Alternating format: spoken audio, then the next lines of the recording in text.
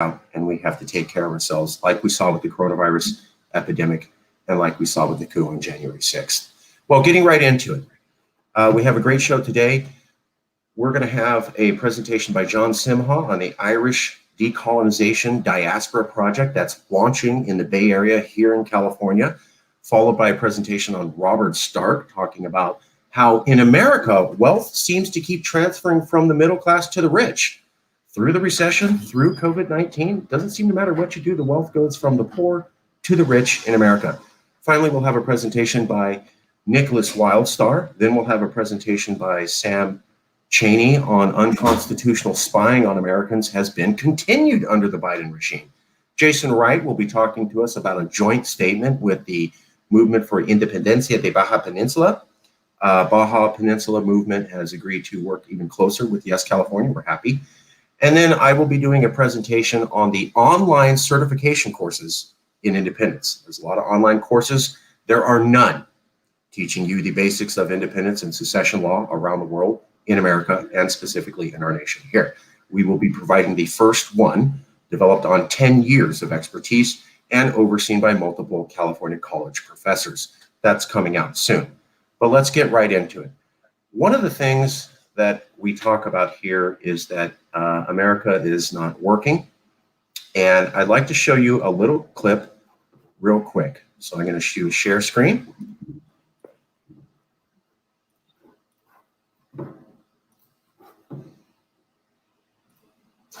Okay, can everybody see this with Saagar Enjeti? Yep. Okay. All right, I'm turning up the speakers. All right, here we go. Hey, show me the vision. Just to own the list. The other decided that even though Tobin was literally found guilty, it didn't mean anything. I was struck by just how awful our politics was. Remember, I was watching it happen. His friends scored online. And even in the event of a disastrous result, Hey, Marcus. Yes. I can't hear it at all. Okay. You should turn on the closed captioning and make it full screen, and that would be helpful, I think. Okay. Thank you. There you go. I apologize to everybody. I had the speakers unplugged. I tried to replug them. Let's at least try this. Thank you. Thanks, John.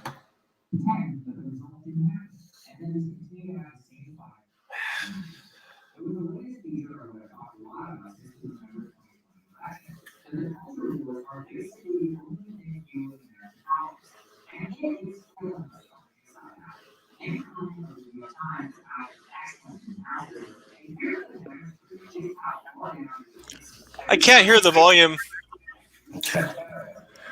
I understand that people can't hear. I cannot fix that right now, short of shutting down the laptop and rebooting the whole show. Let me just show this for a few seconds. If you could look at the text in there, I'll come out of this in about 1 minute and cover it. I understand that people can't hear. I apologize. I moved my laptop and did not plug in the speaker. Bear with me for 1 minute and we'll come right back. Sectarian is a word I never know how to use it talking about American politics. It's one of the earliest parts of my career, writing about the Iraq War. And all the sectarian rights were literally religious in America. And we are slowly starting to look a lot more like the strides of the movement that the average democracy has instead of being. America was founded in safety issues of the European monarchical system, where we moved from 30 years towards a religion. And yet, things actually might be worse here than in Europe. So 650 years later, now, what's the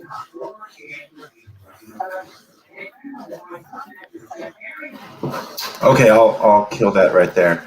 So what he's talking about is this study. Boy, if I could find it. Okay, never mind. Just put the link to the YouTube, to that Saagar YouTube in the chat. Sure. Why is that? Okay. Sorry about that. I will get that link to you. Basically, Saagar Enjeti is saying there is a Stanford University study, California University study out this week that says that sectarianism in America is now equal to the amount of division in war-torn Iraq. Saagar Enjeti covered the Iraq War He's been a reporter. And he covered how religious tribes in Iraq literally destroyed themselves and tore the country apart. Now he's pointing out that this week, Stanford University, California University, has done a study. And they have shown that the amount of division between the political divides here is equivalent to the tribes of Iraq. I want to repeat that. The political division in America is now so bad that it is equivalent to the amount of Sunni Shia sectarian violence and division that we saw in war-torn Iraq. So if that doesn't shock the hell out of you, wow. I'll get that Stanford University study up to you in a minute, but I wanted people to see that. We had made this prediction here at YesCal that America was not going to become unified after Trump lost the election and that Biden won. Well, here's proof. It's been months, Biden's been president, and America is now as divided as the tribes of Iraq before they launched that civil war. Yes, it's that bad, and Stanford University proved it. We'll put up that link here in a minute. But I want to point out some of the other predictions that we've made, because the point of this Congress is you don't have to believe that Calexit is the right answer. You just have to have two eyeballs and recognize that things aren't working for California and things aren't working as America in general. I see there's a lot of comments. We'll get to those in 1 second. Specifically, I got to go over some predictions. So YesCal said it, and now we have proof. A lot of times YesCal says things and everybody goes, that's crazy, that's ridiculous. We're the first ones saying it, and then a couple of years pass, and it turns out we were totally right and everybody else was wrong. So here's the first one. Biden's tax plan increase. I'll show you this in a second. Basically, here's the California Policy Journal, Cal Matters, saying California may act like an independent nation, but you have to do whatever the federal government says, and if they want to set a tax policy that slams you really hard and ruins your tax base, they can do that, and there's nothing you can do about that. I'll show you that reference in a second. Here's a quote. California politicians often portray the state as a nation state that's largely independent, but Washington calls the tune on tax policy and California must dance. Dance. That's from a California policy analyst. Let's take another look. California National Guard. Now, this is one of my favorites. We have said years ago, and we were chastised for saying that the California State Guard is for California. It's under the exclusive control of the governor. It's under the exclusive control of Californians. It cannot be controlled by the federal government. It's one of few state guards that's allowed here. We also have a state militia, naval militia.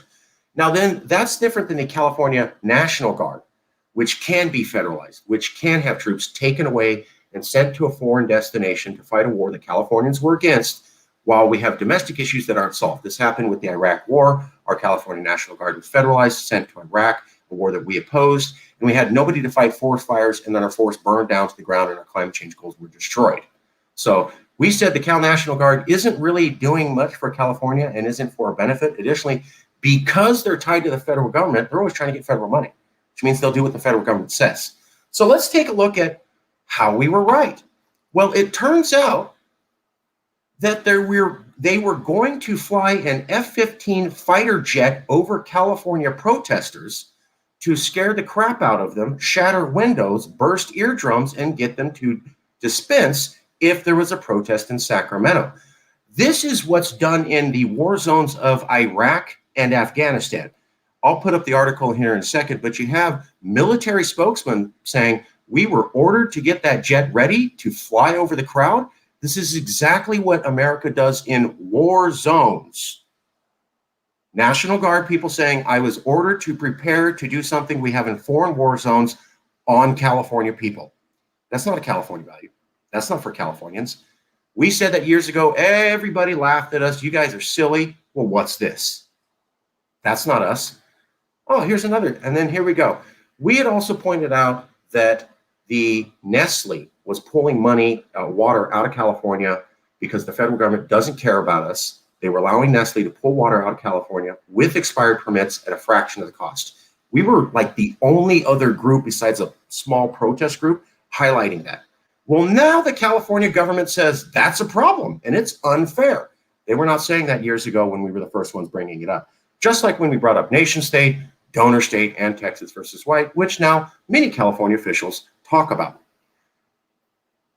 And this is one of my favorites, is that California is a donor state. And even when we do get back our fair amount, America's not trying to take care of us. So California needs water infrastructure. America needs water infrastructure.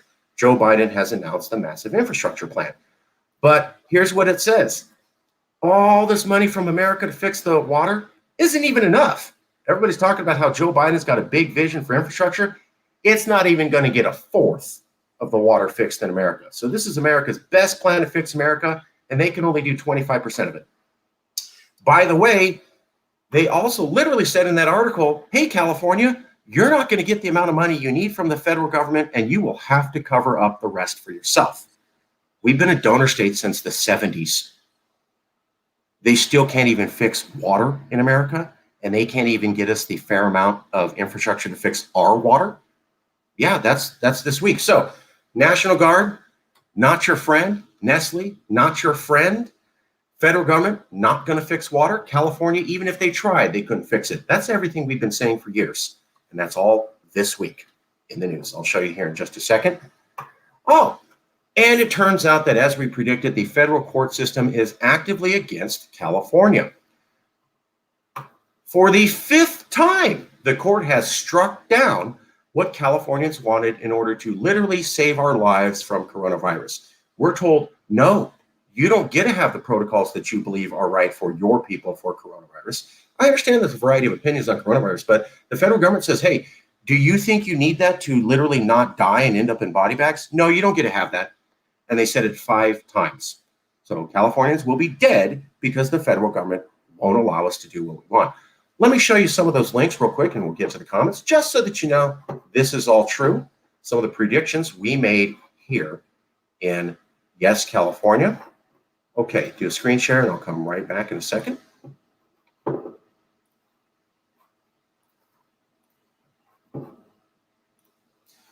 Okay, this is the political sectarianism in America. This is the Stanford University study showing how it's getting worse.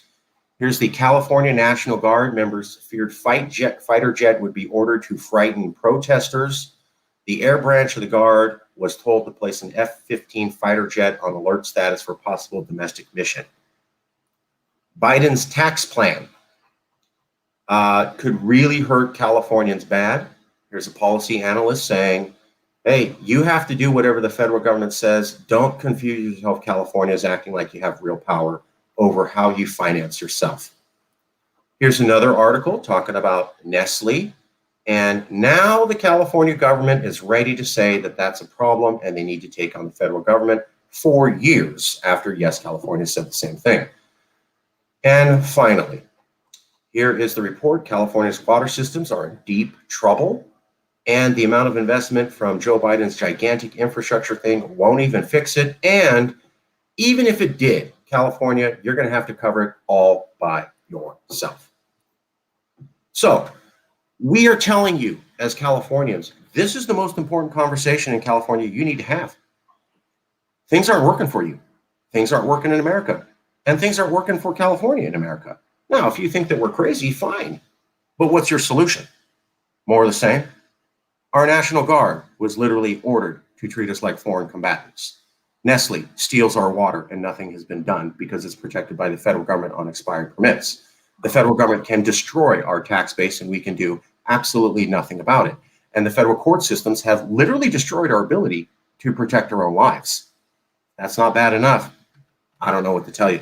Let's go to a couple comments, and then in 3 minutes, we're going to go to John Simha with a presentation. But let's take some comments here. We got a lot coming in. Okay, subtitles a block, have no business, not surprised. Jack B says, amen. Yeshuan says, there's truth among us of how to deal with the chaos. Thank you, Shuan. Order out of chaos is something that some want, and a small group wants to the system to do this. Jack B says, nothing was caused by the virus, it was caused by the government. I'm not going to get into that. Nestle uses slave wages for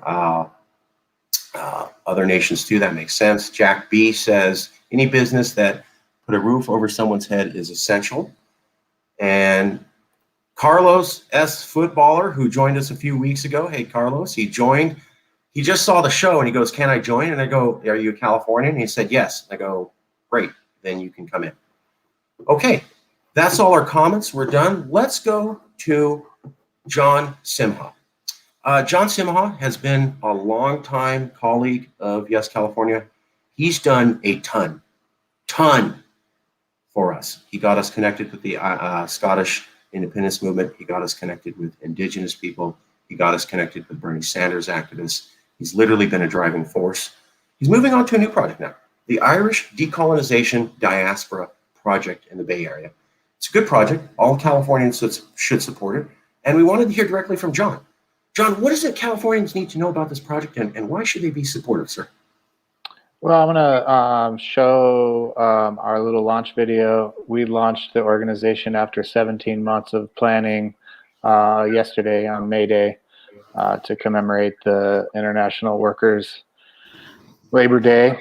But I want to share my screen here if I can. Let's see.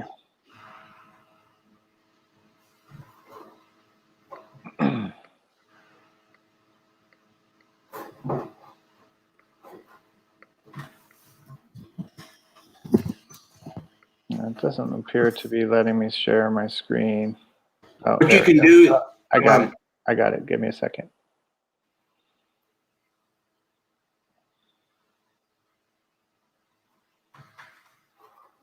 Okay, y'all should be able to see this. Can y'all see the logo? No. Nope. You could post it to private chat, and I can grab the link and then post it up. So you don't see the sharing at all? Okay. I don't. I posted the link in the chat. Okay, let me grab that. In the private chat. It's decolonize.irish. Okay, I see it. 1 second. We'll get that up right now. While that's going up, have you been seeing what's been going on in Belfast? I have not. I've been completely immersed in the launch of this organization. We launched in coordination. We launched our. There you go, Marcus. Can you scroll down? Click on that announcing a new Irish organization in the San Francisco Bay Area link, and then scroll all the way to the bottom of that. And there's a video. It's 30 seconds long. And I put in the private chat about, there it is. You click on the full screen there. There you go. I don't have the speakers plugged in. I apologize. That's okay. It's subtitled.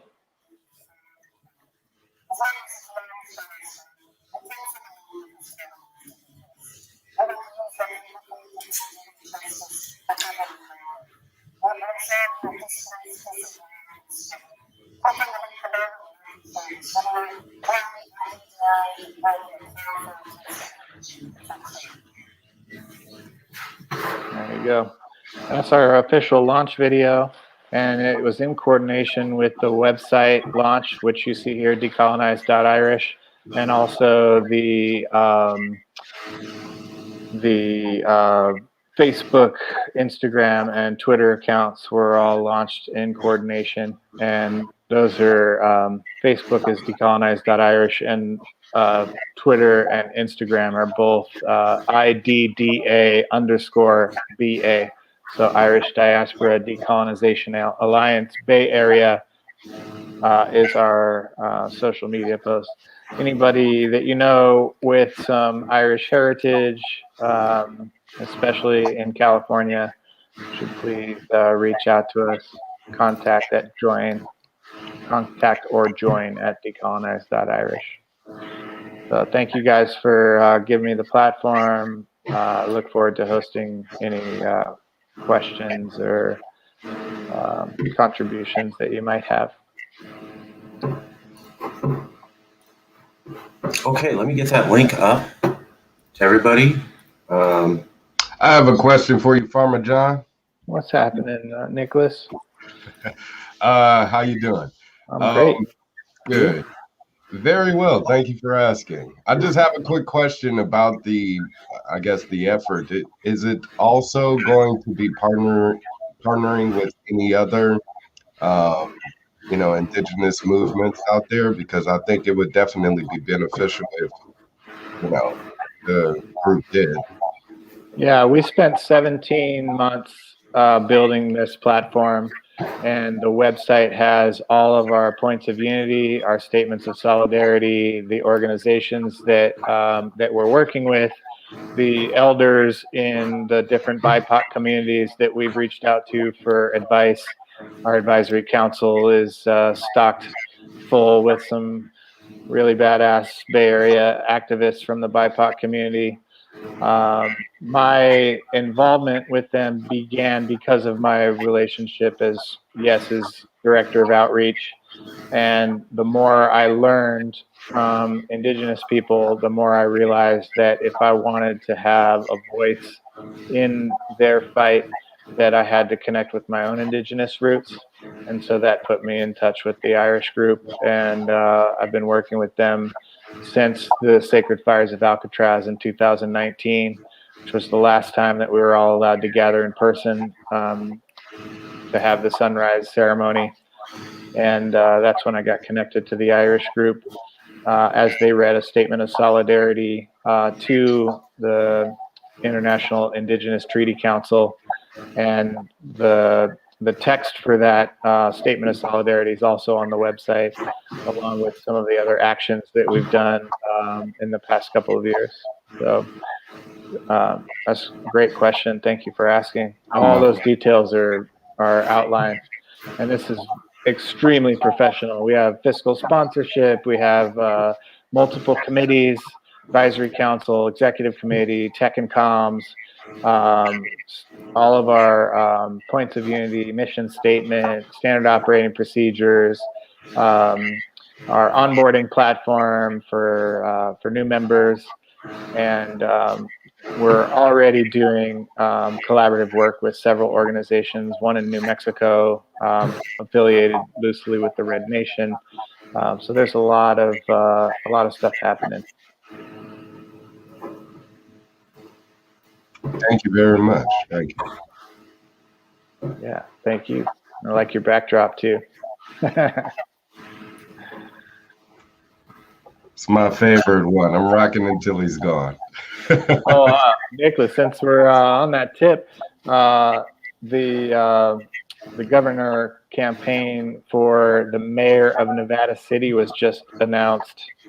You should definitely look her up, and you guys might be able to collaborate on some stuff. I know she's big time into recall and also anti-mask, anti-vax. So yeah, her name is Renette. Thanks for the recommendation. Yeah, former mayor of Nevada City. Other comments about the Irish Diaspora Decolonization Alliance? And I just got to say, John is one of the best activists I've ever met. He's been around for years. He did the Bernie Sanders thing. He did things with the Indigenous that people said were impossible. Now he's moving on to the Irish Decolonization Diaspora. You can see that policy statement. There's a lot of high-level thinking there. John, you're one of the most professional, one of the best activists I've ever met. Does anybody have any questions for John? He's here. He'll answer questions on this. I would suggest take the time. Any other questions for John about the Irish Decolonization Diaspora? Yeah, I was wondering, so what's the purpose? What's the goal of the group, this thing? Our statement of purpose is on our website, very clearly outlined. I don't have it memorized, but you can read it there. Essentially, it was framed by the video. We're going to use our privilege and power to support the marginalized and oppressed peoples of the world.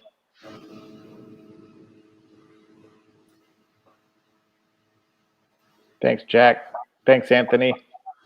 And thanks, Marcus, for having us on. Appreciate it. You're awesome, dude. No matter what happens, y'all gave me this kickstart. So I I've loved all the projects you've started, and I was proud to be part of them, and I was proud to work on them, and I was blown away at the amount of impact that you basically single-handedly achieved. In my opinion, you don't have to agree with starting conversations with the indigenous across California when the LA Times and San Francisco Chronicle said that would never happen. I love proving major newspapers dead wrong, and you allowed us to do that, and I will always owe you for that.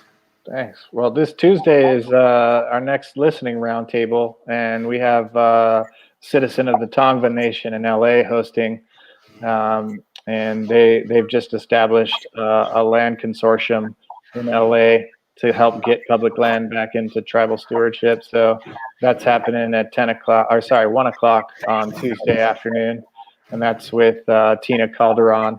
So I'm still working with that, but I'm trying to get an indigenous person to take over the whole platform so that I can focus on my on the work with my ancestors. The email to check out is returncalifornia@gmail.com. Is that fair, John? Or Yeah. Different? Okay. Yeah, and returncalifornia.org has all the previous roundtables recorded. And I think Marcus has been at every single one of those, so respect. Thank you. I love it. I love it. It's empowering. It's empowering. I mean, and some of the best conversations I've had was with Julina, and that's only because you hooked us up. So I would never have met her without you. I never would have met Les Hall. I never would have met Canyon. I never would have met Scott. I never would have met Desiree. I never would have met, the intricacies of the difference between the different Ohlone tribes and the Sacramento region, and how there's 3 different tribes and how they overlap and all the politics with it. And I learned from you, and I owe you. Return California. That's Return California. It's super easy to remember. returncalifornia.com or .org. I'm not sure. Sorry. And returncalifornia@gmail.com. We're having listening sessions where real live indigenous people come and talk about how they would like their land returned. Now, whatever you think about that, this is historical. So there was a genocide in the 1850s in California. Nobody has really asked these people ever. What do you think about that? How do we pay that back? Are you okay with what's going on? I mean, the first time there was ever a conversation was the governor said, I apologize for the genocide. And I think that was awesome of Gavin Newsom to do that. I know, Nick, I'm giving him a specific compliment, okay? Gavin Newsom was awesome on the apology. But what I noticed was that foreign news, not domestic, not Californian, not American, foreign news, get that? Interviewed the actual indigenous of California and said, so how do you feel about that? And they go, great start. No American would interview them. No California newspaper would interview. Only the British news would actually ask the California indigenous what they thought about the governor's apology. Isn't that interesting? In this day and age, progressive California. And what the indigenous said was, yeah, it's an apology, but you kind of wiped us out. I think more than just a few words is what we deserve. And never heard from that. Never heard a response from the governor. Totally dropped. That was about a year ago. That's not good enough. And that's not California values to look the other way at something horrible we did in the past and go, yeah, moving on, whatever. It's not okay for Black people. It's not okay for Latin people. It's not okay for Muslim people. It's not okay for Chinese people. Not okay for Japanese people. And it certainly damn well ain't okay for indigenous. This is California. We're not going to make it perfect, but we're not Americans. We don't look the other way and go, let's just move forward and stop talking about it. We need to do more. Perhaps the Return California solution isn't the right one, but jump on in the conversation. Let's have this conversation about how there was a genocide like the Nazis, and we have done nothing to repair that to date. That's wrong, and it's not a California value. I'll leave it there. Return California at Gmail. John, last words, last comments, brother? Oh, you're on mute. Sorry, I was just saying thanks for having me on. I wish I could stay on longer, but I have other obligations. But please feel free to reach out through either website, connected to both. And I actually manage the Twitter for IDDA BA, and I encourage all of you to get on there and share, especially if you want some Irish muscle to support something you're working on. So thanks again for the platform. Y'all have a good day. Thank you for introducing me to Julina Acosta and so many indigenous. I love you. Back at you. Okay, And I was going to try and tell him before he left. go ahead and say it. SNP, I'll send him the video. yeah, the Scottish National Party is also right now hosting a big thing for their independence movement. You know, us sister movements, doing our thing at the same time. Pretty awesome. But their big vote is on Thursday, and they're currently right now holding a huge, huge thing to get out the vote. So I was going to tell him he should check that out, but we should. I've been getting on this for a while, but we should finalize the connections with the other movements and then officially list them. Let's do that. We'll get into some Congress business after a few presentations, and then we'll get into some Congress business. Robert, is that okay? Robert Stark, is it okay? We'll get into the resolution you proposed and some resolutions about listing all of the international alliances we're making. I want to get some of the presentations done, and then we'll go to Congress business, if that's okay with everyone. Okay. Right. Thanks, Robert, though. Thank you. Okay, let's go to the next presenter. Let me find that, which is Robert Stark. So, Robert Stark, you were going to talk about how there is a problem in America where no matter what, every disaster, what happens is the middle class lose their wealth and it goes to the 1%. So after all these bailouts and stimulus checks and the federal government saying we're going to help you through the great 2008 recession and the COVID-19 thing, it always ends up with, when everything's settled, the middle class lost wealth definitively that they never made back, and the 1% gained in wealth. The first gigantic permanent wealth transfer was the 2008 recession with the bailout of the banks. That was never stimulated into the economy, no bailout of the people, while the homeowners lost all their equity. The second one now is COVID-19. And yet again, here we go. Middle class is going to lose permanently. They'll never make it back. By the way, that's on top of never making it back from the 2008 recession, while the 1% continues to get bigger. Robert Stark, what's going on in America? Yeah, so poverty, it really soared even over the past month, even as unemployment has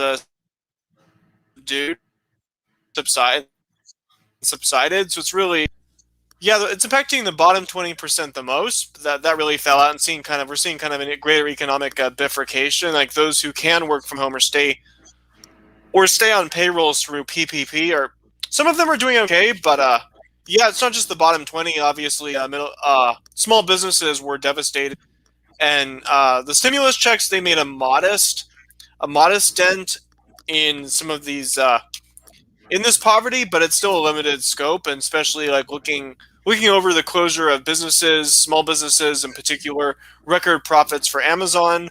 So this came out from Market Watch. The pandemic has been very profitable for Amazon.com Inc. Amazon reported first quarter earnings of $8.11 billion Thursday afternoon. So that's the yearly quarter for this year, 2021. And in the 12 months ending March 31st, so that would have been most of last year, comprising most of the pandemic's effects in the U.S. and areas other than China. Amazon collected a net income of about 26.9, and I've actually seen reports that's put it even higher, but I'm going off Market Watch. And then Guardian report from the Guardian, there's big tech is on a roll. Every minute of the first 3 months of 2021, Apple, Google, Amazon, Facebook, and Microsoft sold products and services about 2.5 million combined. Profits before tax for the period came in at 88 billion, 1 billion of profit for every working day. So the impact of this, the next couple years for sure for those who've been impacted by unemployment. But if you fall back hard, it's harder to make up, even if we do have a better economic situation 5 years from now down the road. And right now we're at peak, it seems to be like peak political support for solutions, even despite polarization. But overall, this is going to have long-term impacts, restructuring the overall economy that could last decades. Okay. Comments from anyone in the Calexit Congress or anyone watching on YouTube as Calexit Congress member or any Californian about what Robert Stark is talking about here, where in America, whenever there's a crisis, you're told, hey, you can't leave America. You need that insurance blanket. You need that system. What if there's a horrible thing, then it happens? Who's going to save you? Well, we had the 2008 recession, worst recession in a century, basically. And what ended up was the banks got bailed out and the middle class lost their homes and their wealth and never got it back. That's 10 years ago. No one's ever going to fix that. No one's ever going to get that wealth back. No one's ever going to get those homes back. No one who was in charge of collapsing the economy is ever going to be punished. Done. Now we're into COVID-19. And again, people are going to lose money. So the middle class lost, never came back after the recession. Now they're going to lose again, never come back after COVID-19. Do you see how this creates a ladder where you're drop down, and then drop down, and then drop down? And suddenly, all of the middle class is poor, and all of the wealth is in the 1%. And you have a Gini coefficient, which is the worst in the world, essentially like a Latin American nation. Now, if you want to look at corrupt governments and places where democracy does the absolute worst, look for places with high gaps in wealth between the super wealthy and the middle class. Frankly put, when the middle class isn't that wealthy, it doesn't have money to invest in politics. When it can't do that, all of the money's the 1%. When that happens, the middle class just keeps getting knocked down and knocked down. So this is the second major wealth transfer in America from the middle class up to the 1% with nothing fixing it, and it's the second one in a row. This is horrible. It absolutely does nothing for the American people. It makes life worse for the middle class. And Joe Biden and no one has any plans to acknowledge this or deal with it at all. And there's nothing you can do about it as long as you're part of America. Robert, am I getting that wrong? Is that an unfair summary of what you're talking about? Yeah, that's pretty accurate and goes with what I covered. Yep. Okay. Well, any comments for Robert Stark about this topic? Okay, Robert, thank you so much. I have a comment. Yeah, Jason. I'd just like to say for anyone watching who maybe isn't in America or doesn't maybe have quite a struggle that they're facing right now, $1,400 once every like 6 to 9 months does literally nothing. I mean, okay, sure.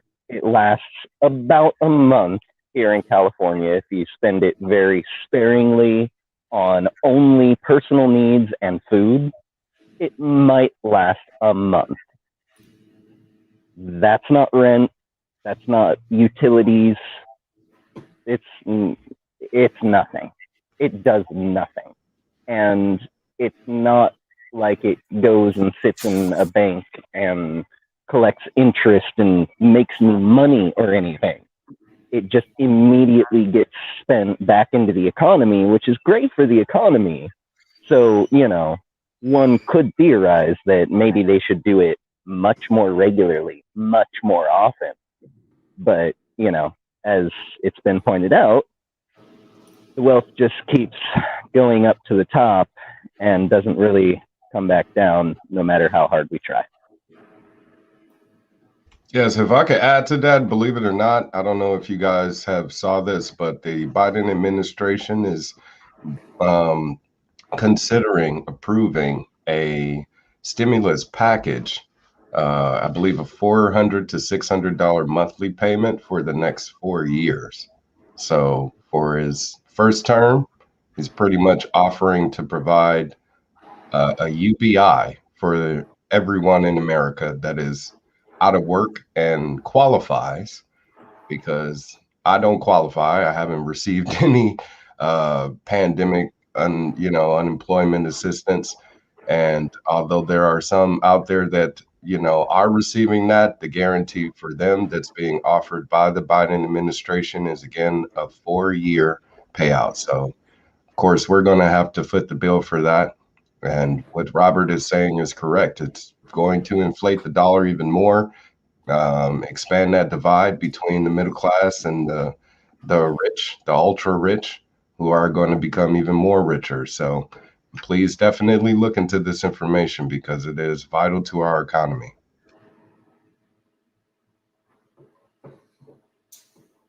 Okay, let me Yeah, show you what that's the other important thing to stress is that California, being one of the major financial contributors to the United States of America, where do you think they're going to get $1.9 trillion from? California. Just saying, And then $400. Ooh, yay! Guaranteed monthly payments of $400 to $600. Are you kidding me? $1,400 is nothing. $1,400 lasts a month. But yeah, out of touch politicians who are already super wealthy and spend millions of dollars revamping their home in preparation for becoming president, even though it's still the primary election cycle. Stuff like that. Good old America. Yeah. Any other comments from anyone else? I'll send you. Okay, let's see. YesCAL says, I'm sorry. When the dollar crashes and the checks bounce, it's on. Chaos time for a minute unless we tie energy and new tech advances along with natural resources to responsibility to humans on the soil first. Jack B says, just inflate. I think that's a joke. Very funny, Jack. And then Jack says, it won't hurt the wealthy, but it will devastate the poor. Yes, we're definitely not going to do that, Jack. Thanks for the comment, though. Please keep the comments coming. Any other comments from other people? I just put up the link. It's called the new monthly stimulus for families. Biden wants them for years. You just saw the link right there. So what Nick's talking about is happening. Biden's saying, hey, let's keep people on the dole for years. They're already talking about the price of bread and eggs going up with the first stimulus check. So what that means is inflation, or the basket of goods that economists use to recognize inflation, is already being affected.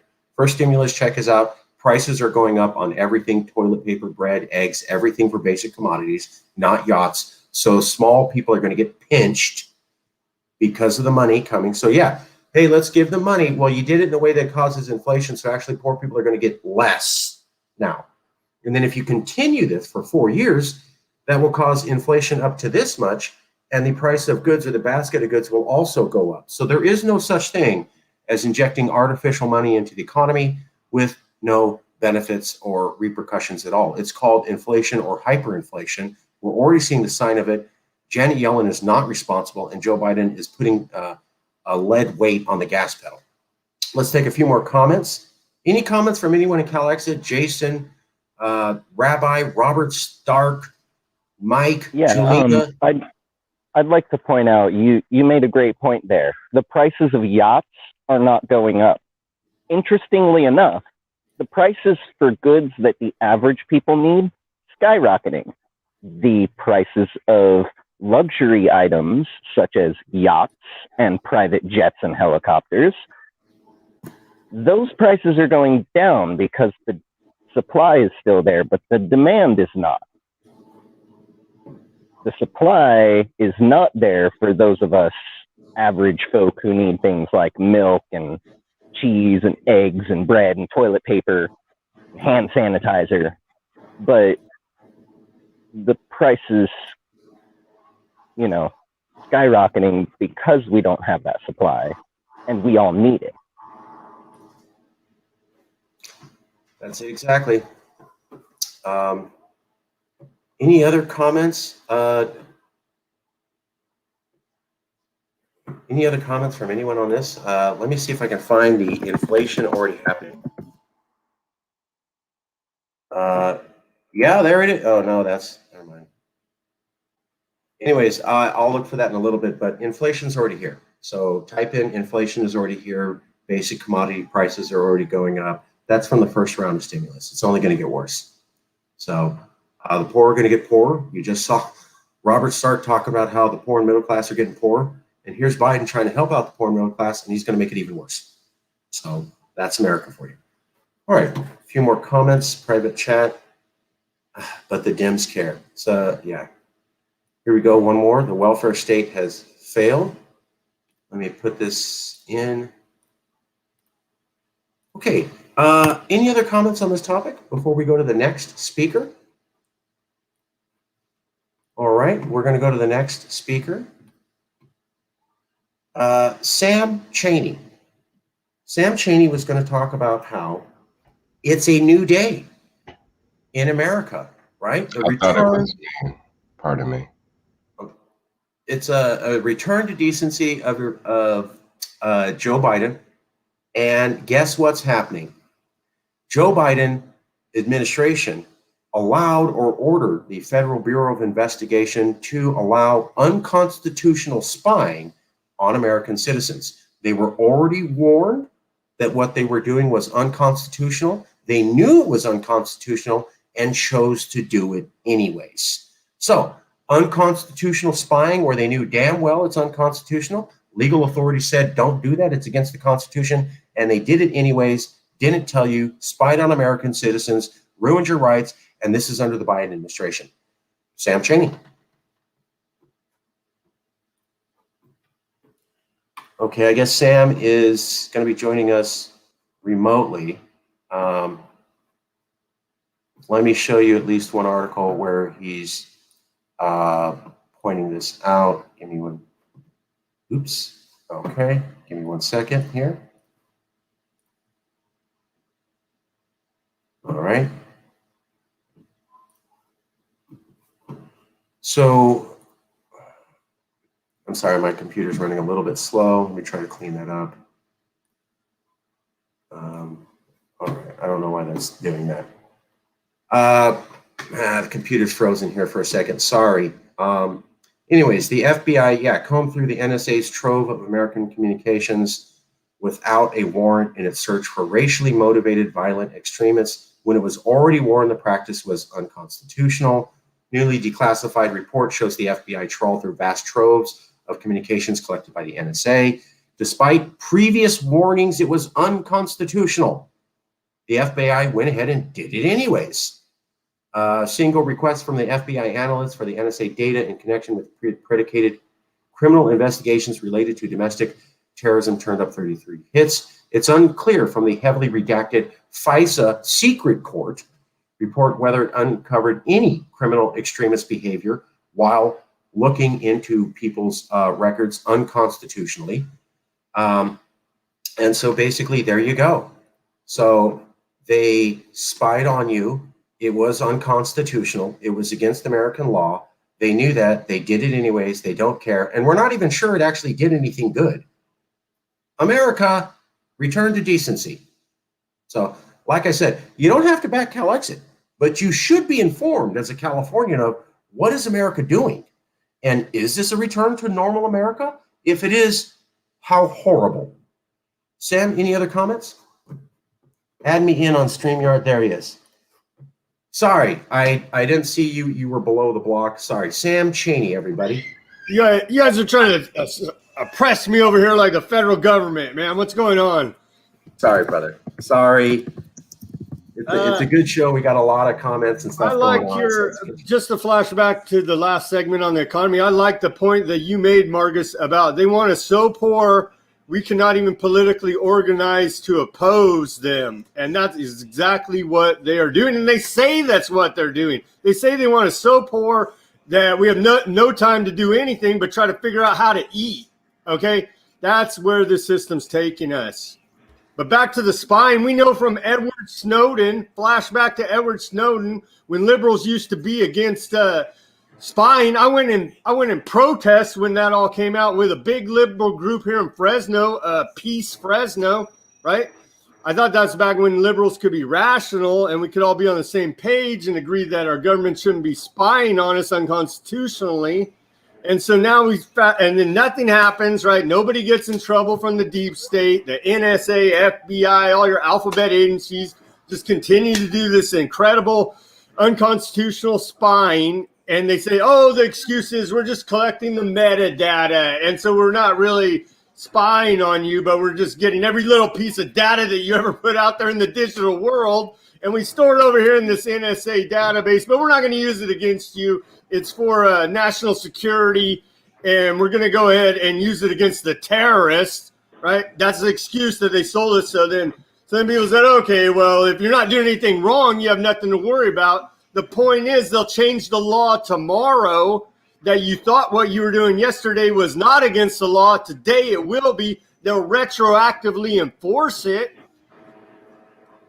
So you cannot say I'm not doing anything wrong. I have nothing to worry about. Spying is perfectly okay. We have a Fourth Amendment right in this country that the federal government under Republican, Democrat administrations are clearly violating. And to what end?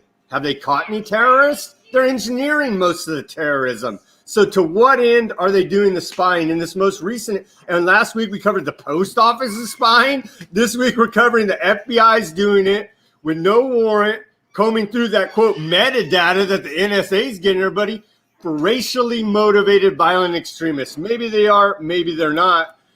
But what does that even matter? What motivates their extremism? I say the violent extremists are the federal government. Well, Sam, Julina Acosta, Yeshua, and Jack B. all love what you're saying. So when you were talking about unconstitutional spying and they're taking the same rights, and hey, I remember with George W. Bush, you know, they spied on us without our rights with the Patriot Act. And then Obama came around in 2014 and he lied to the American people on TV saying, we don't spy on you. And then turns out he spied on us. And then they portrayed everybody who criticized him as a bad person, when in Germany and France and England and the rest of the modern world, they were freaking out going, oh my God, the American president just said, let's spy on everybody and lie to their face. Obama never got that criticism here. The rest of the modern world recognized it so. And now here we are with Trump. He's horrible. And now we're back to Biden.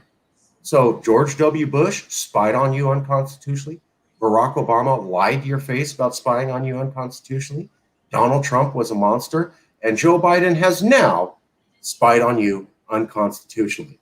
Almost seems like America's all about spying on you unconstitutionally. They spied on Trump administration. Nobody in the deep state gets in trouble, and they're persecuting the whistleblowers. The two most well-known ones, Snowden has to be exiled to Russia, and Julian Assange is in some prison for exposing this stuff at WikiLeaks. It's disgusting. These people have no credibility. The federal government, the FBI, NSA, they have no credibility, okay? They don't stop terror attacks. They engineer them, and it's disgusting. And both sides, all political stripes need to call them out on it if you value any of your privacy. So there you go. You were spied on unconstitutionally. This is the decent America, normal America, as we were told. It is one where even when legal scholars say that is illegal, unconstitutional, against the basic spirit of the founding fathers of America, they'll do it anyways and not tell you. And my favorite part is we don't even know if it benefited anything. I love the part where they go, yeah, they spied on everybody, and we don't even know if they actually found anything. Like with the Patriot Act, when they spied on everybody, we don't get to know, did you find terrorists? When Obama spied on everybody in 2014 and lied about us, we don't know. Did you result in terrorism results? Or, I mean, how much efficacy did that return? Or are you just spying us? So it's one thing to say, I'm taking away your rights to keep you safe. How do we know you kept us safe? You don't tell us how effective any of these measures were. Marcus, Thomas Jefferson famously said, if you give up, or I'm sorry, it's Ben Franklin to paraphrase them, if you give up your liberty for security, you will receive neither. Okay? And that's the truth. That was true 200 whatever years ago. It's true again today. He said people who give up their liberty so easily for security don't deserve either. It wasn't that you'll lose it. He says you don't deserve either one.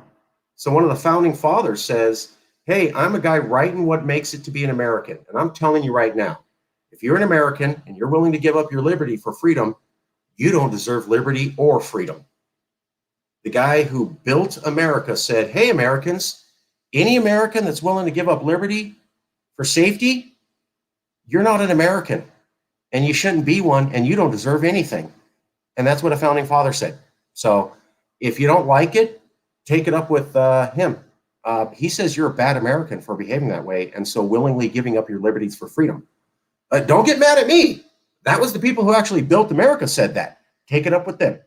Guess you're a bad American. Okay, moving on. Sam, let's go. Actually, may I say a few things? Yes, please. I got to add my 2 cents to this. Oh, please. Governor candidate NICKOLAS WILDSTAR, Well, the I like only governor candidate saying that we should have this conversation about what if California has to go independent. NICKOLAS WILDSTAR. Yes, indeed. I mean, it adds more meat to our argument here about our privacy. And Sam is right. It's sad that the argument is, well, if you have nothing to hide, then you should be okay with us sifting through your privacy. And that's just absurd. We should still have the natural right, the inalienable right, the God-given right to privacy, to anonymity, to us being able to keep what we want to have private be private. And it's unfortunate that we have a government that feels as if they are able to violate that right at any given time. I mean, like you said, Marcus, George W. Bush did it, Obama did it, Trump did it, and now Biden is doing it. And as much as people want to champion for Trump, he didn't shut down the NSA. He didn't end the national security programs that spy on us. He authorized the Patriot Act again while he was in office, which expands that, as well as the NDAA, which pretty much labels us all as terrorists. We're considered domestic terrorists because we're anti-authoritarian.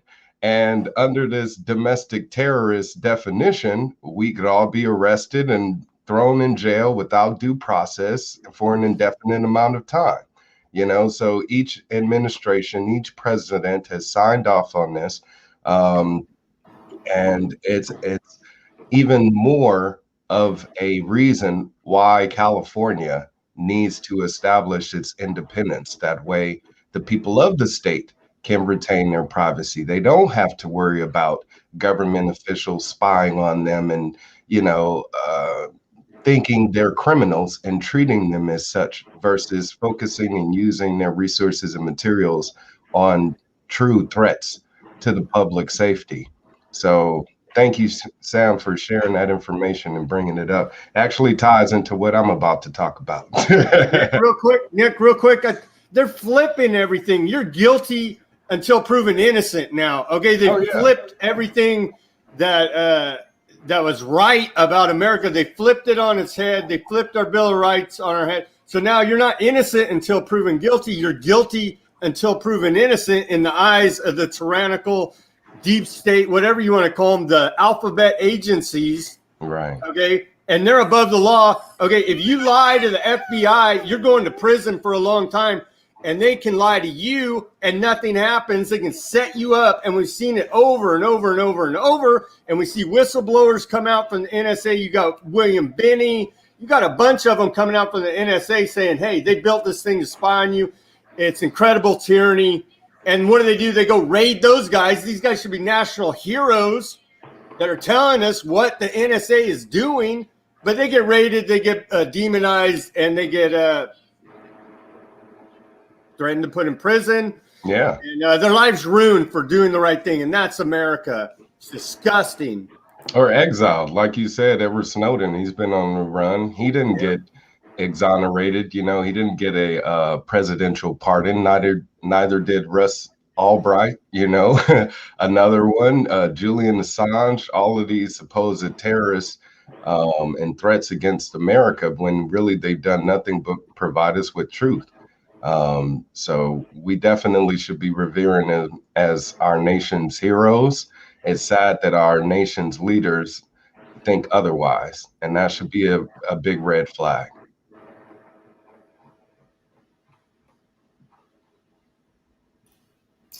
Sam, anyone else? Any other comments? Mike, John, Jason, Robert, Rabbi, or anyone on YouTube? Is it okay that America spies on you against the law, lies to your face about this, and has done so literally through every single administration over the last 25 years? Is that cool? Is that a country you want to be part of? Does that sound like respect for the law? Does that sound like respect for your rights? Or does it sound like something else? Perhaps a country that you were told isn't good. I'd like to say for folks that are watching internationally, the United States of America has a vast system of laws that are very, very comprehensive. Some might even say too comprehensive. The United States government also says that there is no exception to the law, except for when they decide they need an exception to the law. No matter what level of law it is, the United States government can and will make an exception for themselves whenever they see fit, which means the law is not actually the law, because a law to actually be legitimate must be like enforced and agreed upon, it has to be like accepted. And here's the government saying, oh, yes, this is law. I mean, not for us. Which means, by actual technical definition, technically none of it's law. It's just the United States of tyranny. They love that rhetoric of no one's above the law, but then you're like, hey, FBI here, NSA here, Department of Justice there, you all broke the law, and they're like, well, maybe they could get a transfer, or a couple people got fired here and there, but nobody ever faces serious prison time for violating our rights. We have a Bill of Rights, right, established, and how Nicholas said earlier, we have inalienable rights given to us by our creator, natural rights. And the government's only job is to protect those rights, and they're violating all of that. We don't even have a country. We don't have a legitimate federal government. Okay, they are not legitimate according to the Bill of Rights. Yeah, damn, Jason, that was really strong. Good talk. Sam, wow, you're on fire. Nick, wow, you're on fire. I always like to do teaching moments. This is what I dreamed of. Californians coming together and just passionately debating information that's coming out and just educating everyone in California, the world, about facts. Facts. You may not like what we're saying, but we're not lying. No one here's lying. Everything you're hearing is true. It is happening. Perhaps the news isn't telling you about it, but it's true and it's happening. This is the United States of America. And when you're making decisions about how American you want to be and how attached, you should be aware of what you're buying. That's only fair and reasonable. Let's go to a few comments and then we'll move on to Nick. Marcus, let me throw this in real quick. For all the Constitution and Founding Fathers' faults, which there are many, the one thing that everybody needs to recognize, they understood human nature. And human nature has not changed. The technology has changed. Human nature has not changed. And they put in the safeguards against tyrannical government that are being violated every day by the federal government and state government and local governments. Okay, so one thing we need to recognize is the brilliance of the Founding Fathers recognizing human nature and constructing a system which we basically have destroyed to combat tyranny. And I wanted to say that. That's what we're here for. We're here to have these conversations. So we shifted away from you have to believe to let's just talk about after January 6th, what we're seeing.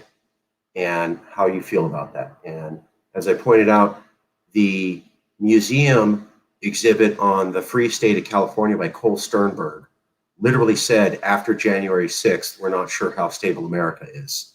And John Powell, one of the preeminent legal historians and scholars out of UC Berkeley here in California, said, I'm not sure how stable America is. Additionally, multiple policy magazines said that.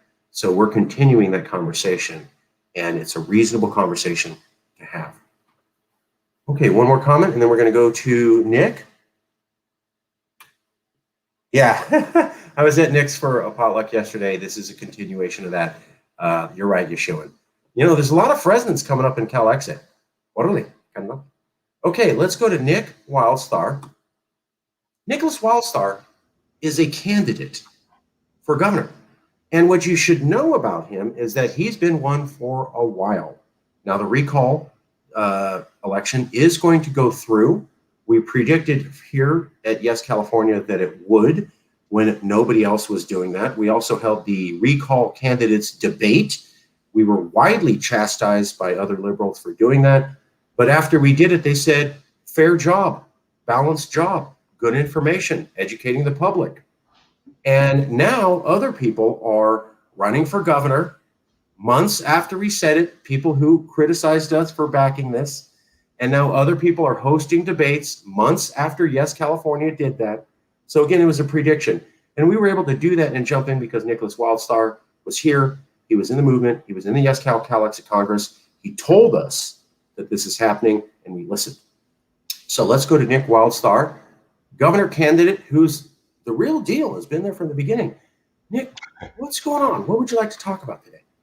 Well, thank you for lending me your ears as always, everyone. I appreciate your time, and I will be brief. I have a timer here, so I'm going to go ahead and get that started. But I was talking to Marcus recently about an idea that was provided to me by one of my campaign staffers, because as Marcus said, I am running for California governor.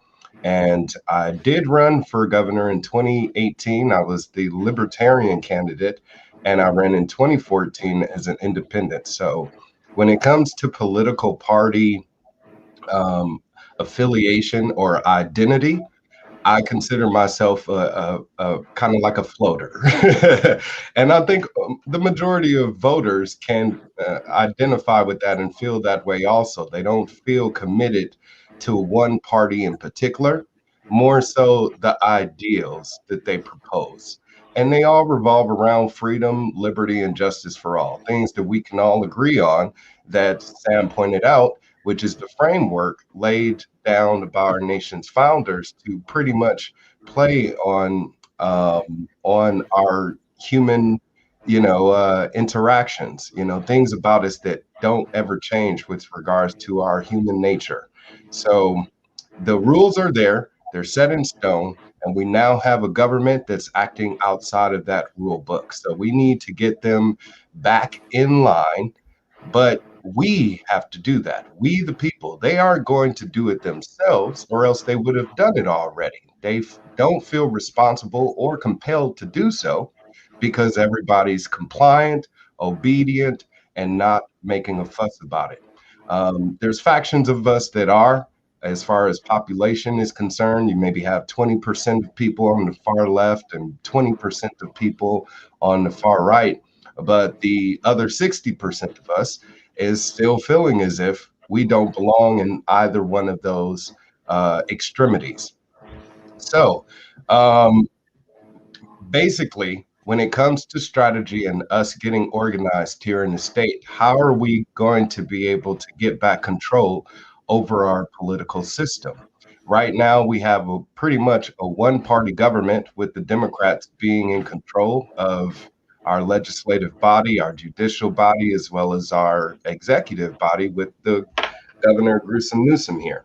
So since he is going to be recalled, most likely the signatures that have been confirmed recently, which is about 1.6 million, will still stand and meet the threshold of 1.4 million, which is needed over the next 30 days. So right now, people are allowed the opportunity to withdraw their signature from that recall. Most likely that will not happen, but after this 30-day signature withdrawal period is up, then it will be confirmed that this special election will be happening. There's already one already scheduled by Gruesome Newsom for Senate seat, the 18th district. So because that's already being scheduled, there's a primary for that in June, and then an actual runoff election in August. The special election could be coupled with that August election. Okay, so that's our target date. Reason why I say that is because we the people, the boots on the ground, we need to get organized on taking control of our political parties on the grassroots level. Right now, the Democrats, of course, are already having tens of millions of dollars poured into a anti-recall effort and campaign, where they're running commercials and got billboards, and Newsom is going around making press appearances, basically talking about how this is a right-wing Trump supporter, Republican effort to remove him from office. Of course, that's not true. Many of us that do want to get him out of office that don't fall under that category, we need to get involved with the Republican Party. This is why I'm saying this, is because can you share my screen if you would? Nick, you're a conspiracy theorist. We're supposed to operate the government under emergency order forever. All right. Right. I'm not sure if I can share screen. If you can post me a link, I can definitely put it up. Can you post it in the private chat? I shared it. All you have to do is I guess allow me to. Okay, let me see. So if I go to share screen, see in share screen, window, YesCAL snipping tool. I'm not seeing it. I'm sorry. Okay. So I'm putting the link in the chat. If you could click. There you go. All right. And I just need to point out real quick. Yes, California has not officially backed the recall. We held a debate because it's an important issue, and we wanted people to get the facts. And we were abhorred that the California government and the governor said that everybody who's interested in this is a white supremacist. My mother's Mexican. She voted for this. Nick WildStar is African American. He voted for this. I've gone to many of the booths where it was the recall debate. Half those people were Mexican, and they were not wearing MAGA hats and talking about how white supremacy is what motivates them. Didn't happen. At the same time, yes, there are Republicans backing this, and many Californians are very happy with the job Newsom did and felt that he kept us protected. Obviously, not everyone. And yes, California is dedicated to including all Californians in this conversation. And so we welcome all viewpoints to educate you. Just needed to get that out there. Nick WildStar, let me show that screen. I'd just like to say for clarity for everyone real quick, I may be predominantly white, but I've been registered to the Green Party since I was 18. I am not a Demopublican. I am not a Republicrat.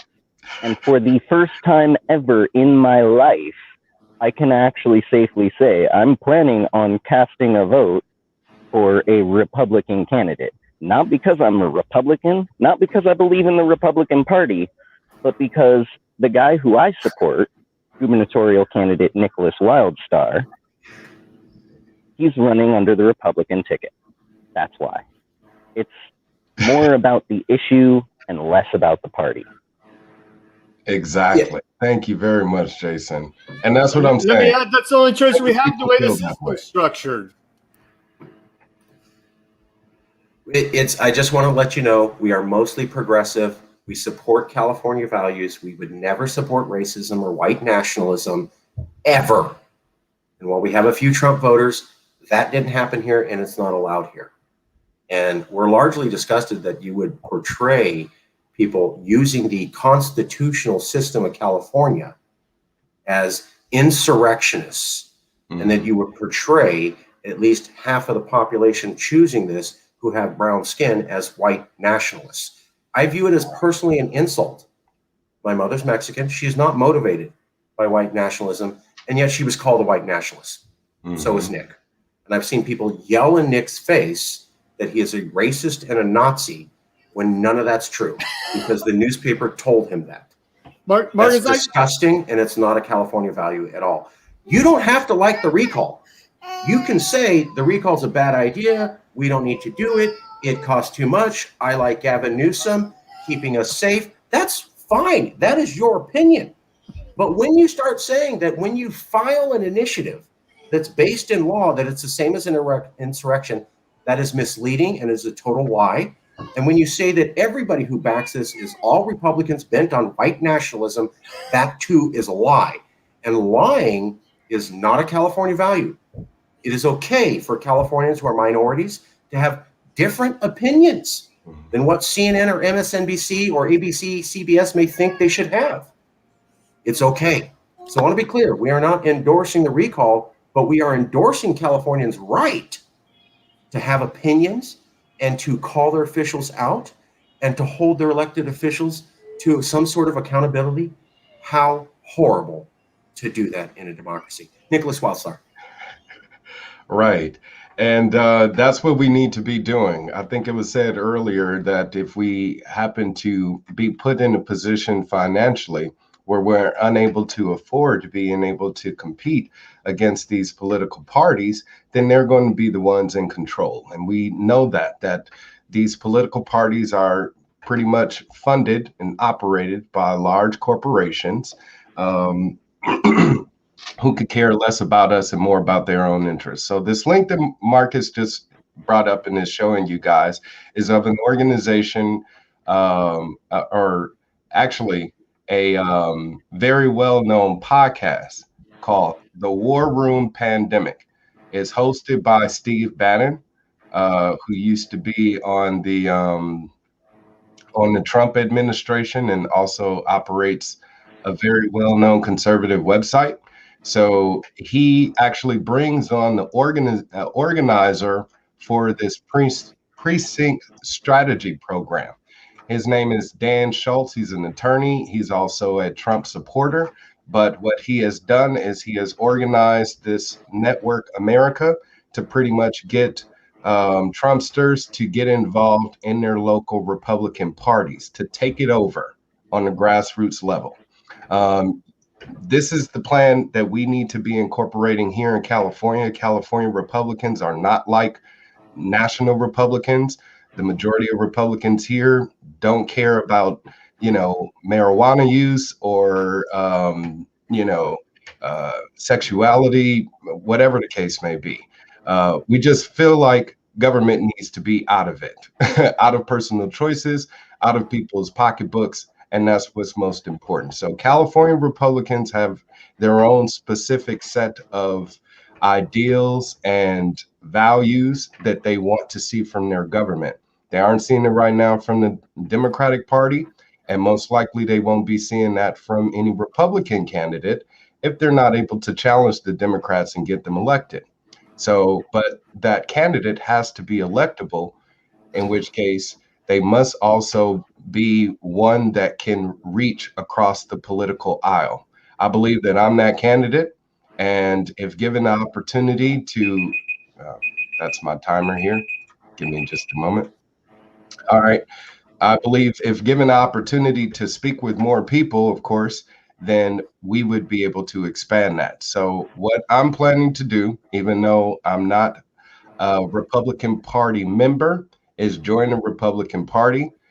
Political party memberships are annual, meaning yearly. So if anyone would like to help shift the influence and power of the Republican Party to support a candidate such as myself, I'm asking you to get involved with me and getting involved in the Republican Party on the precinct level. If you become a precinct committeeman or chairman, then you'll be able to choose the delegates that are sent to support the candidates, whether it be for a statewide nomination or a presidential election. The delegates are the ones who nominate that candidate. Even though there won't be a nominated Republican candidate for the recall election, we can position ourselves now for next year, for 2022. But also by getting involved now, we will be able to hopefully inspire others that are involved in the local Republican Party, or maybe not even those that are, to support a Republican candidate. That being me, since I'm running as a Republican. So if you want to help be instrumental in shifting the Republican Party, basically taking over a political party and using it and wielding it towards some sort of a change that we would like to see happen, then I ask you please to again join me in this effort. You can visit the website that Marcus had showed you guys. Also, there's another one here that I'm putting in the chat, Marcus, that you're able to share. Or, of course, you can just contact me. Email me, wildstar@governorwildstar.com, and we'll talk more. I need to point out, so the reason that I really like this idea from Nick was that Nick is like me. We are fiscal conservatives. We believe in economics. We are disgusted by bigotry, racism, discrimination, dog whistling, and white supremacy. Now, I quit the Republican Party in 2012 before anyone ever heard of Trump because I thought Romney was tailoring to racism, and the Republican Party was really moving away from African-American churches and Latinos workers. And so I figured that's bigotry. We are not saying jump in bed with the Republican Party because you feel that they're bigots. What we're saying is the Republican Party backed Trump in California. That's seen as bigotry.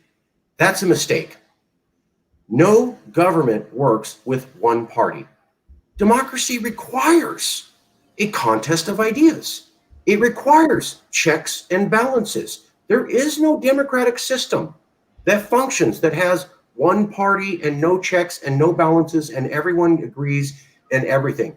Oh, well, I mean, communist China does it. But if you want a functional democracy, you need to have dynamic tension between ideas.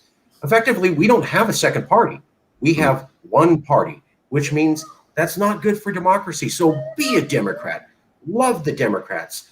Vote for Newsom. Think it's great. But recognize a functional government has dynamic tension of ideas. That's gone. Has to be replaced. The Republican Party made a horrible mistake in saying, well, we're going to back Trump in California.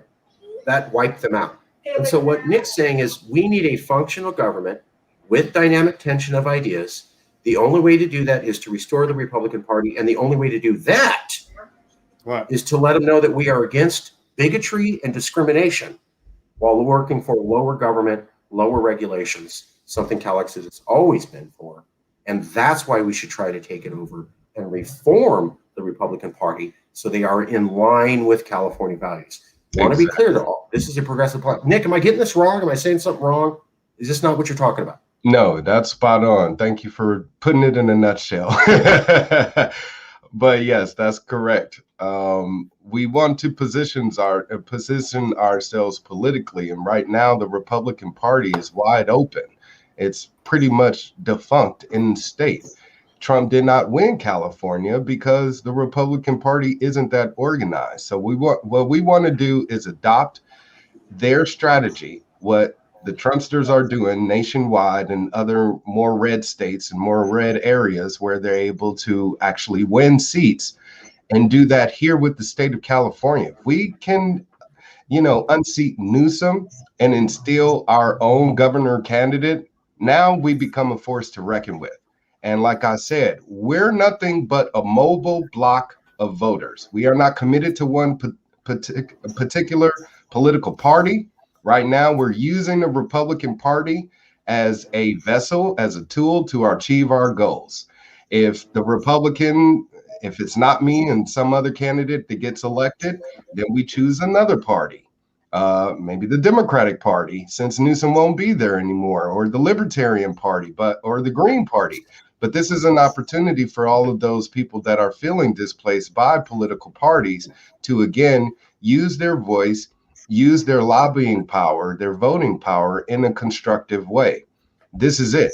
And that's what I'm saying is if we look at what this guy, Dan Schultz and Steve Bannon and Network America, what they're doing across the country, if we were to incorporate that in any way, shape, or form here in California, we could make tremendous waves. And that's what we want to do is just, again, put that shift of power towards us. And if Yes California members were involved in this, then we would be able to make sure that whatever candidates that are being supported also support the Calexit movement and California independence, right? So do you see the amount of leverage we would create just by getting involved with the party? And this isn't for the people that, are passive about it. If you're active and, can commit to showing up at a meeting once a month, then that's really all it takes, but when it comes to political change in our state, we can't just talk about it. We have to take action. And a lot of people that have been involved with the recall effort are kind of feeling like their hands are tied. What's next? What can they do to not let this opportunity be stolen away from them by the elites, by the super political parties or political machine? The way to do that is use our people power, which they don't have, to take it over. So again, if you'd like to find out more about that strategy, please contact me. You're welcome to join my campaign staff, Team WildStar. Type in your email, Nick, if you would. Type your email in private chat and I'll post it. Yes, for sure. And as I said, you can visit my website, wildstar2022.com, and just fill out a pledge card and, we can talk more. And I want to repeat again, you do not have to like the Republican Party. You don't have to like Trump. Nick and I hated Trump, and we hated him for the bigotry. And I left the Republican Party. Right? Nick did not vote for Trump. I did not vote for Trump. We both thought he was a bigot. Now look at us. That ain't white skin. Ooh, okay. So I'm just putting this out there. Like, you can believe in low taxes and low regulations and not have to say, well, white nationalism is also good. That's all we're saying. The Republican Party used to be, although it tolerated racism for a while, the counterbalance on taxes and regulation. We want it to return to that. And in fact, I would encourage all liberals and all progressives to join us, even if you hate the Republicans, because what we're trying to do is bring them more in line with California. We're trying to make them get rid of the bigotry and the racism and the discrimination. We are not saying we love that and want more of that. We're saying, gotta go. No place for that in California. Get. And if you're going to be here, you better start acting like a Californian. So I encourage all progressives to back us on this. It's the right thing to do if you back California values. And all you're doing is making the government work better. And in no way is this supporting bigotry. In fact, it's the opposite. And to prove that, Nick, I know, Sam, but you know the thing. I got to point this out. I know most of us are progressive. This is a progressive idea. They just heard Trump and Republicans. And I'm talking to most of our members to let them know this is in line with California values. It's not.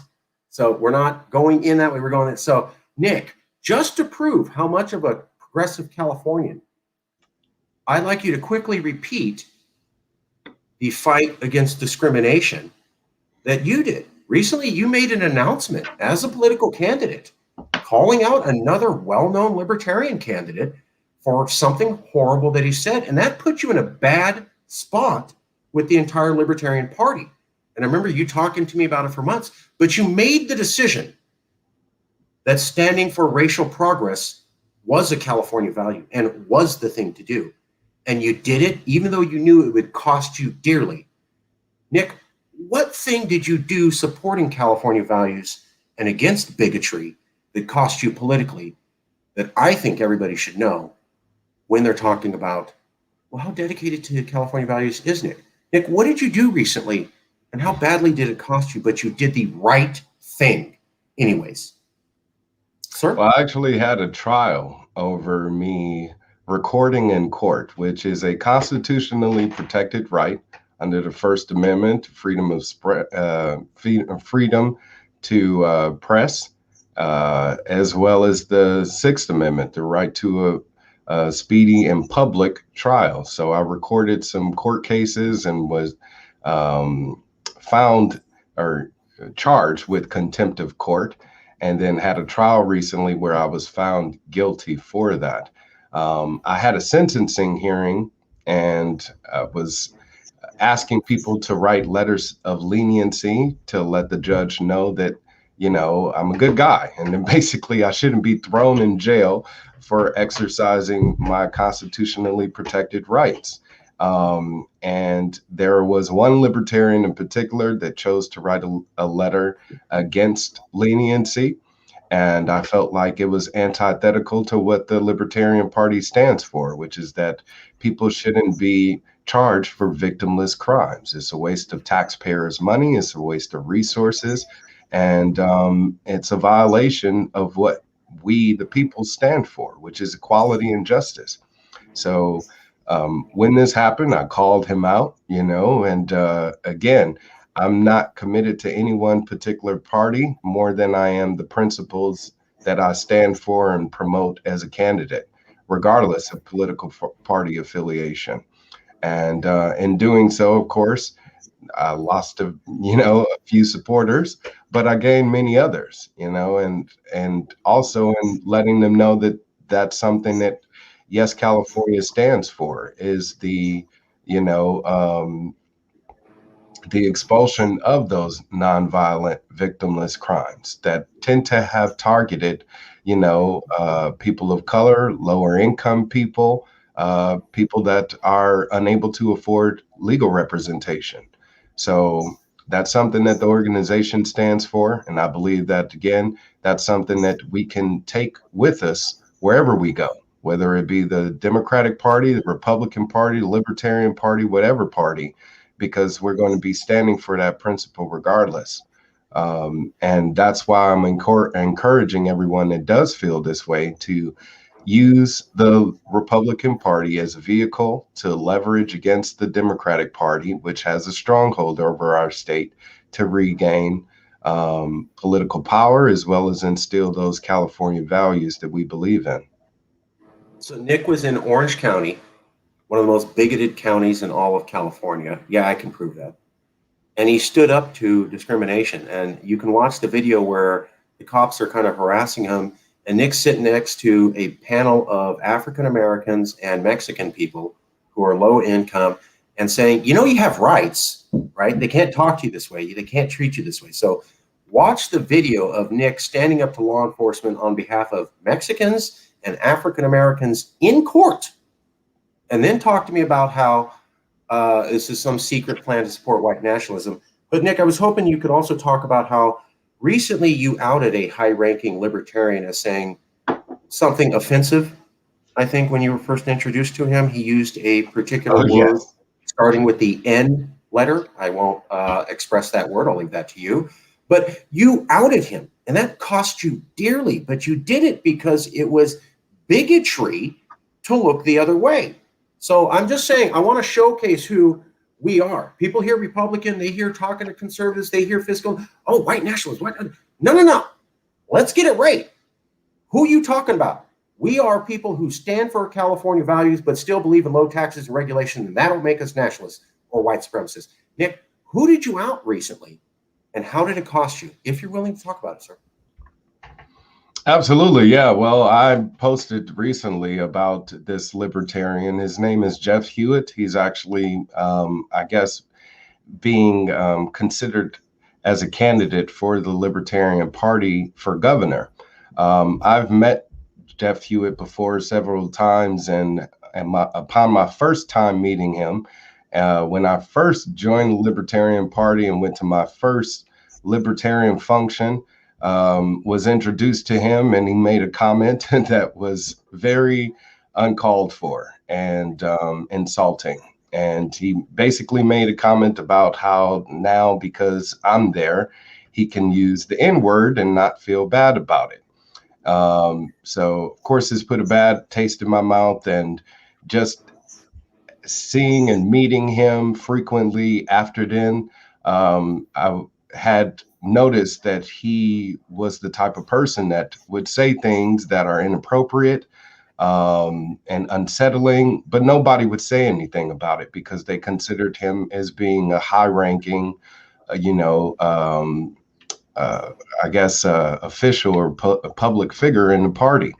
And like I said, now since he's been being recruited to run for governor, I feel like it is my responsibility to make this information public, because if he were elected governor, that's somebody that's going to be in a position to where, again, they're making executive choices for the rest of the people in this state. And if they have a type of mindset that's bigoted and, prejudiced, then at some point that's going to come to light.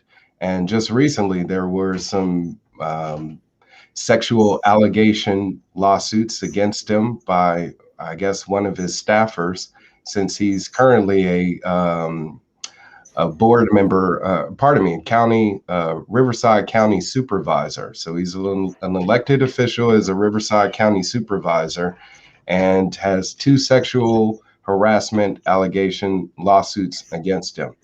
So like I said, it was bound to come up to the surface sooner or later. We're seeing that now, with him being a Riverside County supervisor and were he to become governor.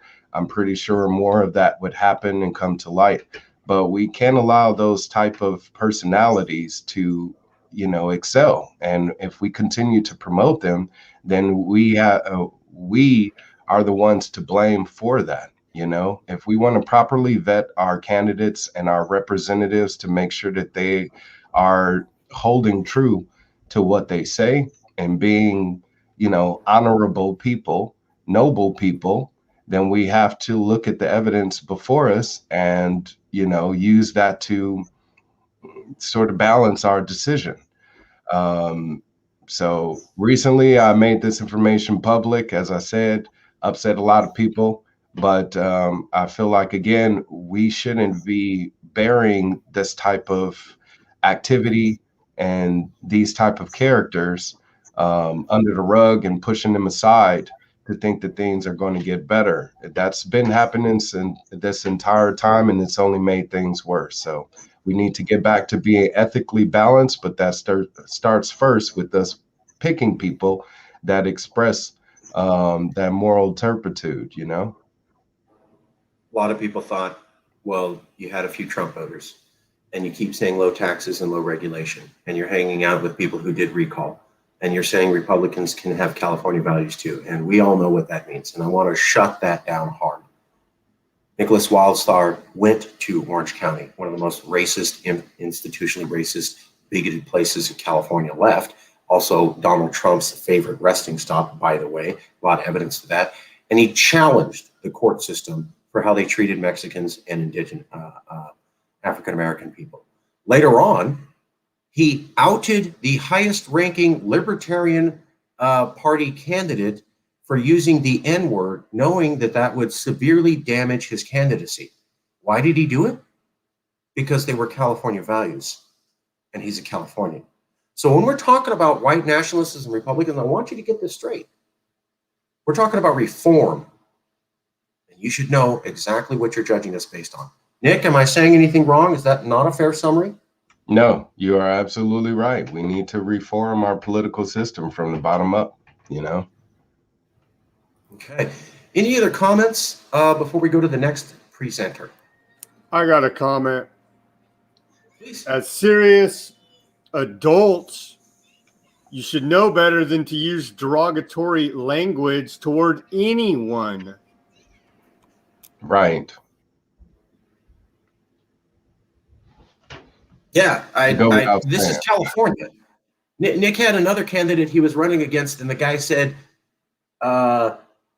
you can't control your wife on Twitter. And I was like, you're done.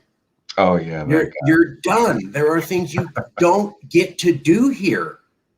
And that's because, I mean, you don't have to like it, but this is California. We kind of have our own way of doing things, and you don't get to butt up against that. And yeah, you're right, Sam. You're right. And If I may say what you just attach what you just said to what I was talking about, getting involved on the precinct level, we'll be able to meet these Republican candidates that are running for governor, and we'll be able to question them about what they've done so far. And this candidate in particular, he's splurged, campaign funds on fancy hotels and fancy meals and, luxury cars, etc. So he's not a fiscal conservative. And we would be able to challenge him on that, as well as any other candidate that comes along and says that they care about our money, our tax dollars, and spending them responsibly. Okay, well, let's look at what you've done so far with your campaign funds and how you use them, because that's a perfect example. And as I said, this hopefully should be even more reason for you to be encouraged to get involved with the precinct committees wherever you are. There's over 200,000 available seats.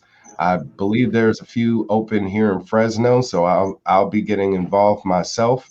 And anyone across the state that would like to get involved with your local precinct, just visit the website, networkamerica.org, or Google your local Republican Party, find out when they're going to be having their next precinct meeting and how you can get involved. All right, thanks, Nick. I really appreciate that.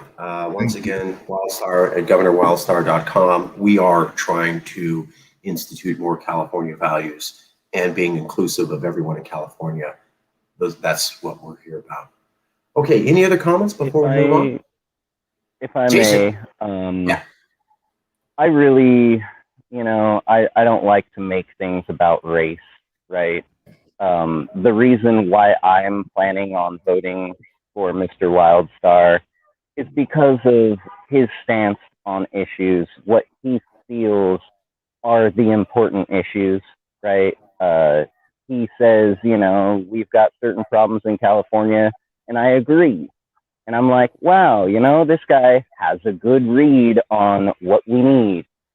Now, I would like to point out, though I don't like to make it about race, I would like to point out to folks, California has never had a black governor.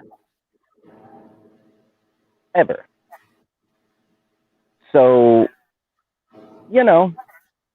maybe it's time. Maybe it's time. And we're not talking about just put any old person up there just to have it done. We're talking about a very smart, very well-versed, very well-educated, very passionate person who wishes to take the responsibility to try to help us all. Now,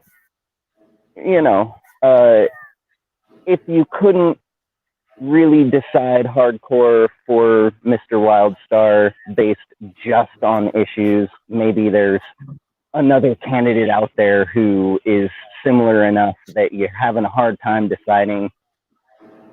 Maybe think about the fact that rich white men, since California was annexed illegally by the United States, rich white land-owning men is what the system has been built for. They are the ones who have been running it almost exclusively. And not only that, but they still do it, and they have caused us all grief, havoc, chaos, pain, hurt, agony, you name it. They have screwed us, people. Don't you think it's time we do something different? Can't we think outside of the box? And as Californians, I might even judge that electing a black governor is not thinking outside of the box. That's just smart. So I'll leave it there. But electing a commoner, somebody that isn't part of the elitist, and isn't a career politician, is definitely out of the box. I'm not a celebrity. I'm not looking to celebritize my, you know, my candidacy, as well as me being a governor, you know.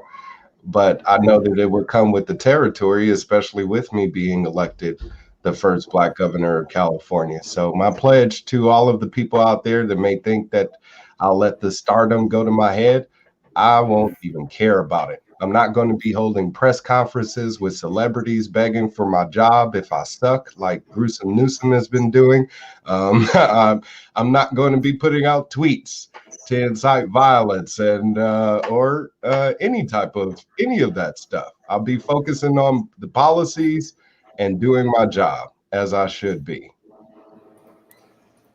Again, we are not endorsing the recall per se. We are not slamming Governor Newsom. We allow people to express their opinion. Because I'm going to get phone calls, and I'm letting people know there's a variety of opinions.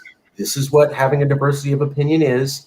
Nobody's saying anything racist or sexist or bigoted. People are allowed to have different opinions. Yes, we are generally progressive, and everybody's allowed to speak. Newsom's a rich white male. Yeah. So let's leave it there. Let's leave it there. I don't want to get into it. I think we already did the recall debate. We are looking to have a second recall debate. And if you are a recall candidate, or if you know anybody willing to run for governor, one of the best actions that we did that was developed right here in this Calexit Congress was have the recall debate. We'd love to have a second one. Everybody who was part of the first one agreed to go to the second one, but we need new candidates who are not just digging in the same hole, as we use that phrase here in the Valley. If you know any candidates, please tell us. And I'm not going to get into it, but I will just say there was another group that criticized Yes California for saying the recall was going to happen, hosting the debate, or doing anything. And now that group has put their top leader as a candidate to run for governor. So they went from, oh, stupid, horrible, how dare you do that, to let's jump in on the game 3 months after Yes Cal did it. I'm not going to name names, but just to point out, people are changing their tune right after they hear our harmonica solo, to use a phrase from the Central Valley. Isn't that interesting? It's almost like we called it when no one else was going to. We stuck to our guns because we knew we were right, and we were vindicated.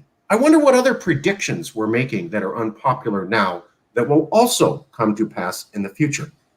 Sam, no. Sorry, I love you, brother. I'm not trying to get in trouble with YouTube. I love you. I love you. I love you, Sam. We've talked about this. Okay. I love you, Sam. Well, that's a prediction. It's not even a prediction. It's written in the book. This is what's happening right now. So, and let me just say, I like Jack B's comments over there. Pretty good comments from Jack B. Jack B is on fire. Yeshua is always hot. Devil War, thank you. And Jack B's loving this stuff. Jack, please keep the comments going. And if you want, you can join the Congress. All you have to do is like California or be Californian. I'll post up my email, marcus.ruiz.evans@gmail.com. I'll get that up. And I wanted to say, Nick also brought us some of our extra members. Some of the other people who joined this Congress were, frankly, Latinos who liked Nick's campaign and were introduced to Calexit through Nick and then decided to join. So Nick already gets a diverse coalition of Californians, and he's already able to connect a lot of people together. I've met many people through Nick, and I'm not going to get into it. We're going to go to the next segment, but I was really upset with Governor candidate WildStar when he wouldn't let me film when Stevante Clark talked to him for 10 minutes, and it was one of the most beautiful things I'd ever seen. It was a young African-American man speaking to an older African-American man and saying, I learned that I don't have to burn it all down. I can run for office and participate in the system and protest and demonstrate and call my legislature. And I didn't even know that the system even allowed us to make impacts like that. And I have learned so much activism from you. Now, Stevante Clark is famous, and he's doing a lot of activism. And I was there in his van on 420, no comment, when he was confiding in Nick that he learned all of this from seeing an older minority man saying, yeah, you can run for office. And yeah, no one should tell you no. And who cares what they say? It's your right. And as minorities, we should be stepping up and running for office more. And to see the youth respond to that, wow. And Nick, you deprived me of videotaping that beautiful moment and sharing it with everybody. And I can never forgive that. I'm sorry. Sorry. Heart Some of them are just in our snapped. hearts and minds. Unfortunately, some of the best moments are unrecorded. So We'll leave it there. We'll leave it there. Okay, moving on. Next segment here. We're going to get into some Calexit Congress business, but I need to point out a few things. So just to point out, here is the speech by Saagar Enjeti. The culture wars are killing us. Here's how we get out. I showed this a little bit earlier. This is Saagar saying that the division in America is now as bad as the Sunni Shia divide in Iraq. The division in America is now as bad as the thing that went down in Iraq. Oh, perhaps you don't believe me. Well, here's Saagar covering it. Here's the link to the video. And here's the link to the Stanford University study. Let's take a look.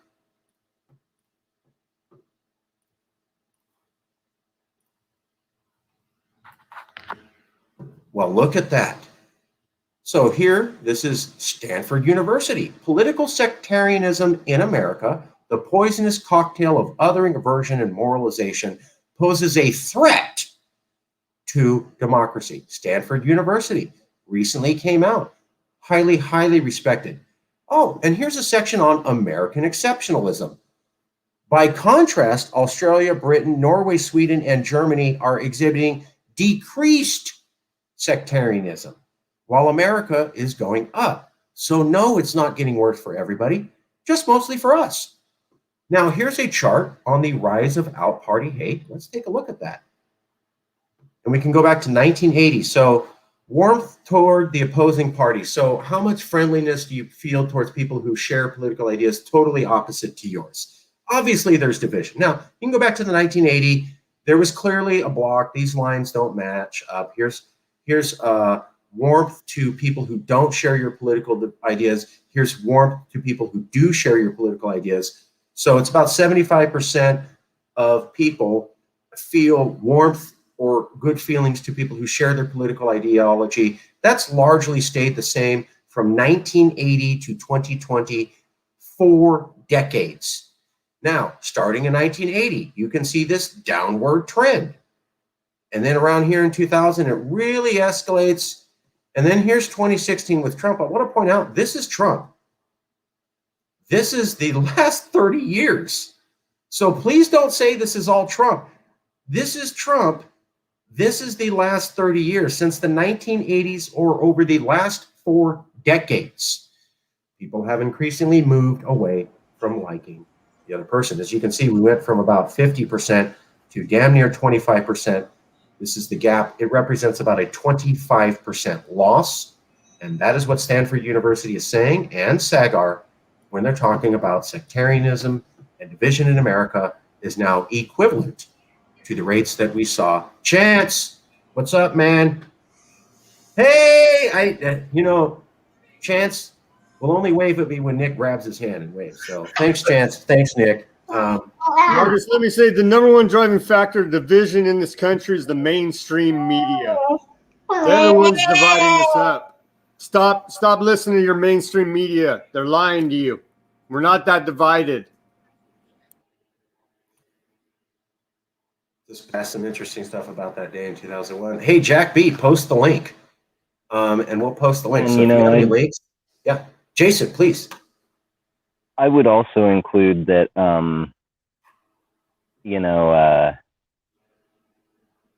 America just, I'm not sure entirely how to put this without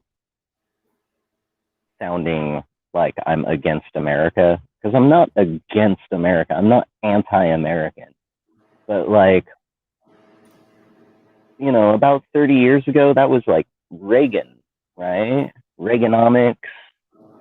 dividing people up based on income and assigning monetary worth to people, human beings, and then, you know, creating this. I mean, the classism was there before. It's kind of always been part of America, just like racism, just like slavery, really. To this day, people are enslaved in private prison systems, and they are used as commodities to make corporations money. That is the exact thing that cotton plantation owners were doing when it came to slavery. It really seems to me like, you know, when I analyze California history and how California was when it fought and won a war against Mexico to gain its national independence, its sovereignty, right? California operated a certain way, and that way was actually very much in line with the indigenous nations who were already here, as well as, you know, it saw things like super progressive things, such as white immigrants from Europe who made it over here actually like befriended indigenous folk and learned from them, actively listened and learned from them how to better survive here, right? That's something to this day we have a hard time doing in our society as is, let alone when it comes to our indigenous brothers and sisters. America came in to California, illegally annexed us, killed off a whole bunch of people, committed genocide, put in their rich white landowning folks to make a vote happen to make California part of the United States. You know, a faulty vote, a rigged vote, nothing legitimate. And ever since then, America has imposed classism, racism, slavery, or slave mentality at least. All sorts of really, really just terrible things have come to California by way of America. I can't not point this out to folks that, you know, America really is a very classist, very racist place, and it always has been. We're only seeing, as Marcus was pointing out there in the graph, we're only seeing these last 30 years kind of snowballing, exponential growth in the divide, right? But that's just the last 30 years. It's always been around. And what this graph shows us is our need, how imperative it is for us to get up and do something about this before it's too late. It's snowballing already. It's already going into the exponentives. If we don't get together and stop it, then it's gonna crash. It's gonna hit the bottom of the hill before we know it.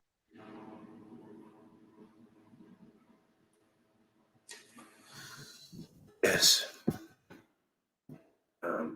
Yeah. Okay. I just need to put up a real quick thing here. For anybody who needs to send links, or for anybody who'd like to join the Calexit Congress, you can email marcus.ruiz.evans, and you can be part of this very sobering conversation where you get to hear people like Jason Wright talking about passionately what is America, and Sam CHANEY and NICKOLAS WILDSTAR and Robert Stark and many other Californians talking about the future of America and what does it mean, what does it not, that you're probably not going to hear anywhere else. Just pointing that out. Please email us at marcus.ruiz.evans@gmail.com. Jason, more comments, brother? You're on fire today. Well, thank you.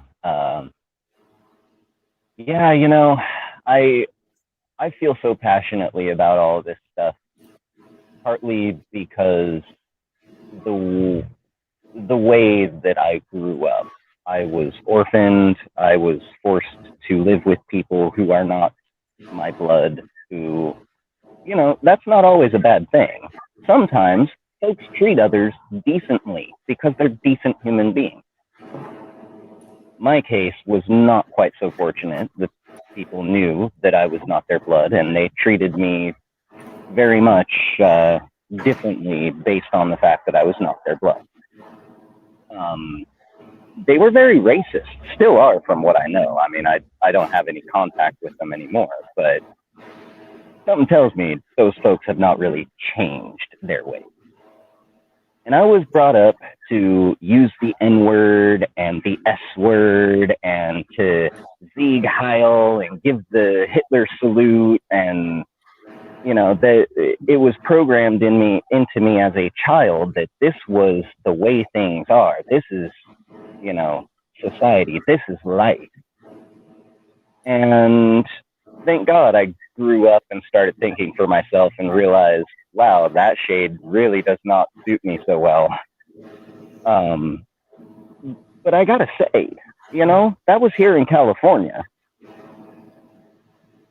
Here in California, people walking around giving Nazi salute, using the N-word, and, you know, all of it. And like, you know, it's the way it is. Not, oh, don't go around saying these things out loud because people might, you know, say or do something. No, it was just, this is the way it is. And if you don't like it, you can get the hell out. I'd just like to point out that, you know, we all have a brain within our own bodies. We all have the ability to think for ourselves. If you hear me say something and I'm all passionate and fired up about it, go ahead and research it, look into it, see for yourself if what I am saying is true or not, right? Really, utilize your brain. I try to utilize mine as best as I possibly can. I know tons of folks do, right?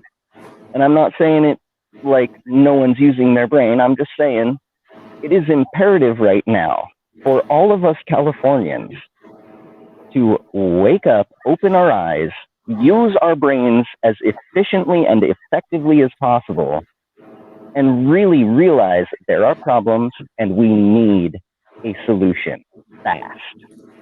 Not just any solution will do. We need an actually viable, good solution. And, you know, most of the problems, the root of the solution, the taproot of the solution plant, actually is called independence. Just saying. Nice. Nice. Okay, excellent. All right, we're going to get to the last segment right now. We're going to go into the Calexit Congress, where we're going to talk about publicity ideas, the online courses for certification in secession, the only ones offered anywhere in California and America. And then we will be talking about proposed resolutions and joint statements. Robert Stark made a proposed resolution, and Jason helped draft a awesome draft statement for a unity speech with Baja Independence. And we'll get to that in just 1 second. So we're going to cover a resolution proposal by Robert Stark. We're going to cover a joint statement draft written by Jason Wright. But first, we're going to cover the online courses in secession. So let me pull that up real quick. And oops, wrong button. Actually, let me kill this here. So we're going to go to the next section, which is online courses in secession. This is the last part of the show. Let me show that right now. Share screen, share screen.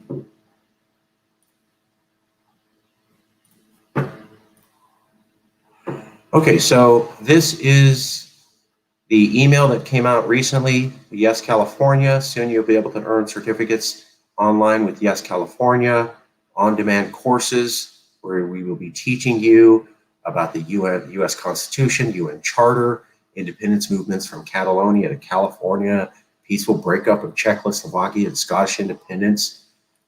We are developing courses for are under development, and they will make you educated on secession, secession law, modern independence movements, what are the legal aspects of secession, and what does America say. The courses are being developed over our 10 years of experience. In addition, we are working with California University professors to help make sure that this comes across as a good course. So this email went out recently from Yes California. It says, check out the brochure. Let me stop that real quick. Let me show you this here.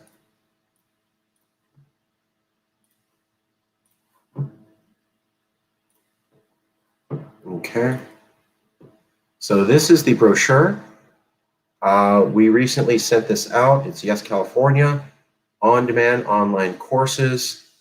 This is a little bit wordy, but basically what it says is that empires fall and that you've seen a lot of division and unrest in America, especially with the coup. And we have courses to educate you. We didn't say you have to believe in it. We're just going to give you what the rules are if you needed to go independent, international law, American law, and what California knows about these things. And a lot of material that people don't know is start anytime, self-paced, 8 to 12-hour time commitment, learn from experts, 60 days to complete the course, certificate of completion, and then they look at who should attend. This is designed to offer flexible learning for future activists, leaders, and motivated Californians wishing to learn more. On-demand courses enable you to launch your educational jaunt at your convenience and pace. Created and refined by the top experts on the topic of California secession with over 10 years of experience, the course's design will bring insight. It's for people who want the knowledge and insight you need to be able to confidently discuss secession, independence, and self-determination in North America. It's also people who recognize that California has a different set of values than America, and people who are concerned about the long-term stability of America. We're still finalizing this, but here's a little bit of a look at the courses: secession of the Constitution, self-determination in the modern world, conquering California, the path to statehood, and California on the world stage. This is a brochure that we made. We released this in a mass email to about 90 to 100,000 people to let them know that the courses are coming. And we designed this off a Stanford brochure, although all the pictures and the material is different. And this was in order to let people know that the courses are highly professional and coming very soon.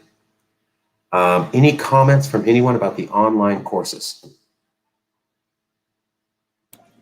It's highly impressive what you put together there, and it's a valuable resource that I plan on utilizing. So thumbs up to you, Marcus. Very impressive.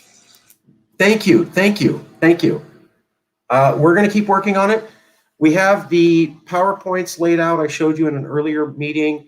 We have the script already done. We've outlined 3 different potential spokespeople, and we've already allocated money to hiring those spokespeople.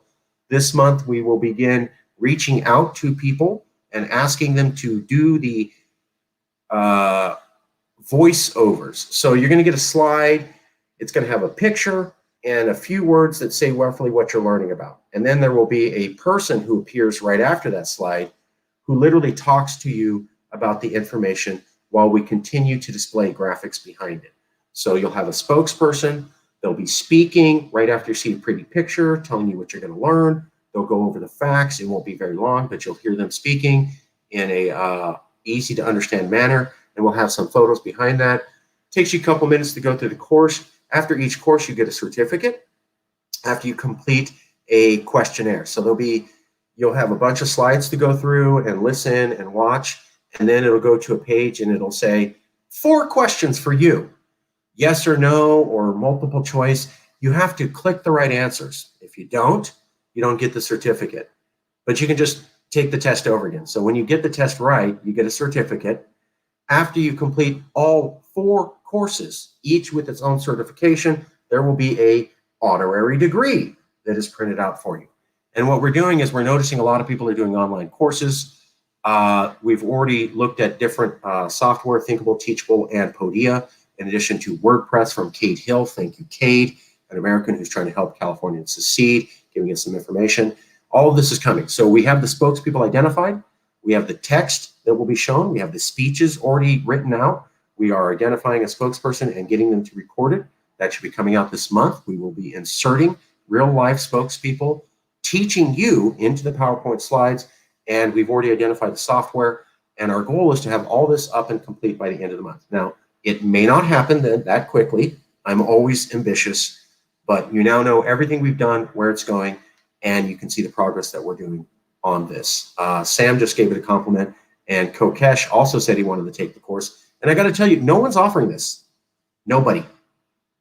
There is no online course in secession law or independence movements around the world or how the UN allows you to secede. There is no online course. No one talks about this. We will literally be the only game in town on the planet. Huge publicity opportunity. Additionally, we just released our book, The Progressive Solution. We're also modifying the cover for that. That'll be coming out. And many of you have edited that book, and we will be releasing revised text of The Progressive Solution and a revised cover of The Progressive Solution coming soon. So we already published the book on Amazon in partnership with Liberty Block, but a new cover's coming, designed by Christine Howard Ishmawi. And we have text that's already been reviewed by many of you, including people like Brett Pike. So we're going to upgrade that book based upon a team effort coming very soon. In addition, I talked to Dewank Mahajan. Dewank has been suffering through the COVID-19 epidemic in India. It's horrible over there. People are dying en masse. He is safe, and our thoughts and prayers go out to him and the people of India. Dewank was a little bit predisposed because of that, but I talked to him this week. He is back on making a Yes California logo, the blue seal with the yes word in it in white, with the shape of California as part of the yes, as a non-fungible token. We will have one. It will be an NFT, and it is coming out soon by a data programmer, Dewank, who's already identified a computer programmer in Vietnam to help him make it. So we got an excellent book aimed at progressives, why you should support Calexit. We're going to have online courses teaching the world about Calexit. That's from Yes. And we will be the only Calexit group with a non-fungible token of our logo coming up. In addition, we were recently accepted to the Pork Fest, the largest secession conference in America. We were accepted, and they talked about us on their social media feed. So Yes, California has a book. Yes, California has a non-fungible token coming out. Yes, California is already accepted to the largest secession conference in America. And yes, California will be teaching online courses and will be the only group doing so on the surface of the earth. I don't think that's that bad after only being up for about 2.5 months. That's just my opinion. So let's get into Congress business now that we did some updates. Actually, is there any other comments on the courses from anybody before we start going into proposed resolutions? I have just one really, really quick comment. Winning.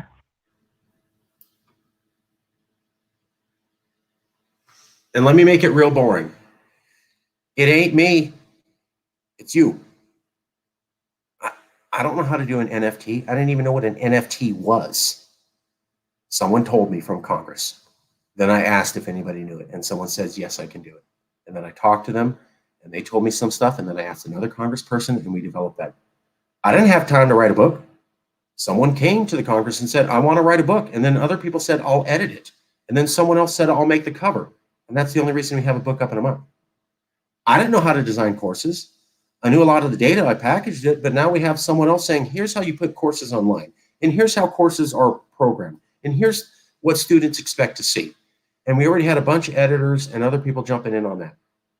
And I didn't make PorkFest happen. That was the Rabbi Stephen Axelman who put that together. He proposed that here at Calexit, reached out on behalf of Calexit, 2 other people, got us involved, talked to the Texas Nationalist Movement, got them going, and then put us all together.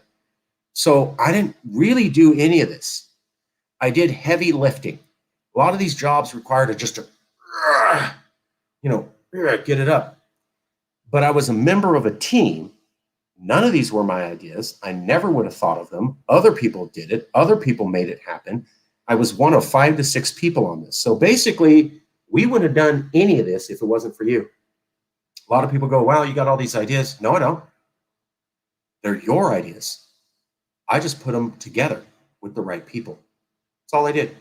So please keep coming up with ideas. Please keep suggesting ideas, because the NFT, the book, the courses, the going to the conference, I didn't think of any of that.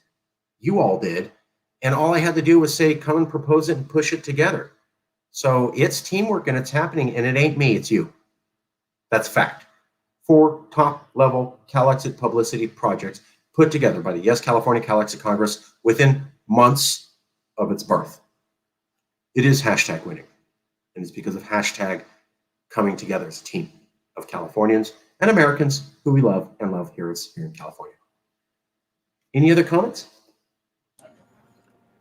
It's impressive what you've been able to do with Yes California in a short amount of time here. Yeah, and if I may add in on what Sam just said there, it proves beyond the shadow of a doubt, for 100% fact, it proves that there is no reason to be flaking off, farting around, taking months and months or years to do something.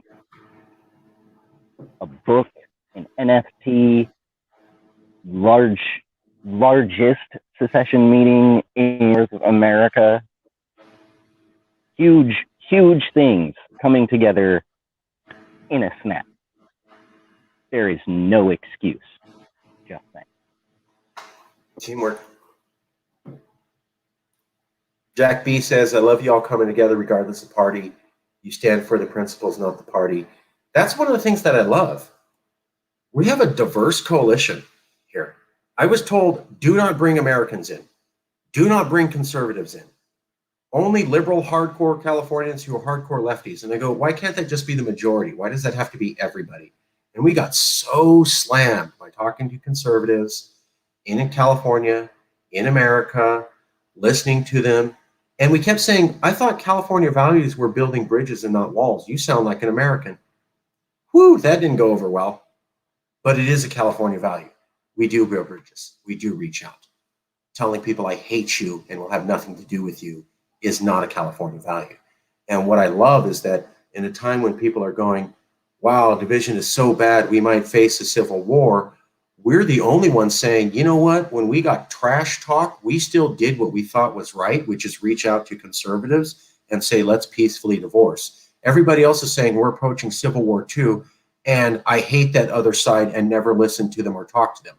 Well, one group's going to get us to people shooting each other, and one group's going to get us to not having people shoot each other.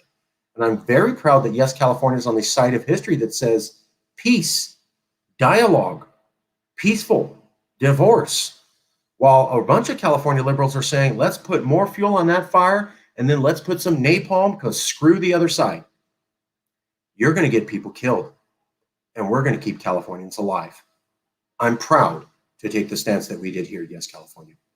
Thank you, Jack B. Okay, moving on.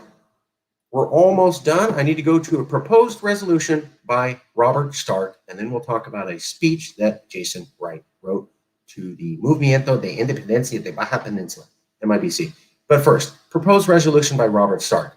We were talking about censorship, and I just want to show you some of the text that Robert's looking at and see how people feel.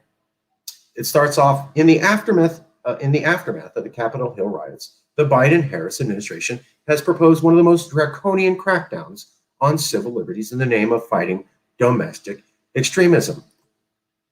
The implications are dire for the civil rights of American citizens and demonstrate that the soft power of the American establishment is unable to hold the nation together.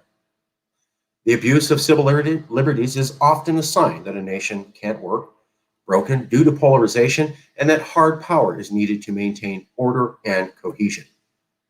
California values stand for civil liberties, and these measures on behalf of the Biden-Harris administration are blatant violations of the civil rights of Californians.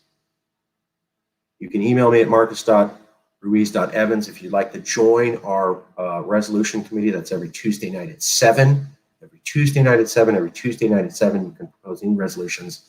This was a resolution proposed by Robert Stark. We just saw how the Biden 7 administration... p.m. Pacific time. Sorry to cut you off. 7 p.m. Pacific time. Every Tuesday. Sam, you posted a link, odyssey.com. What is that?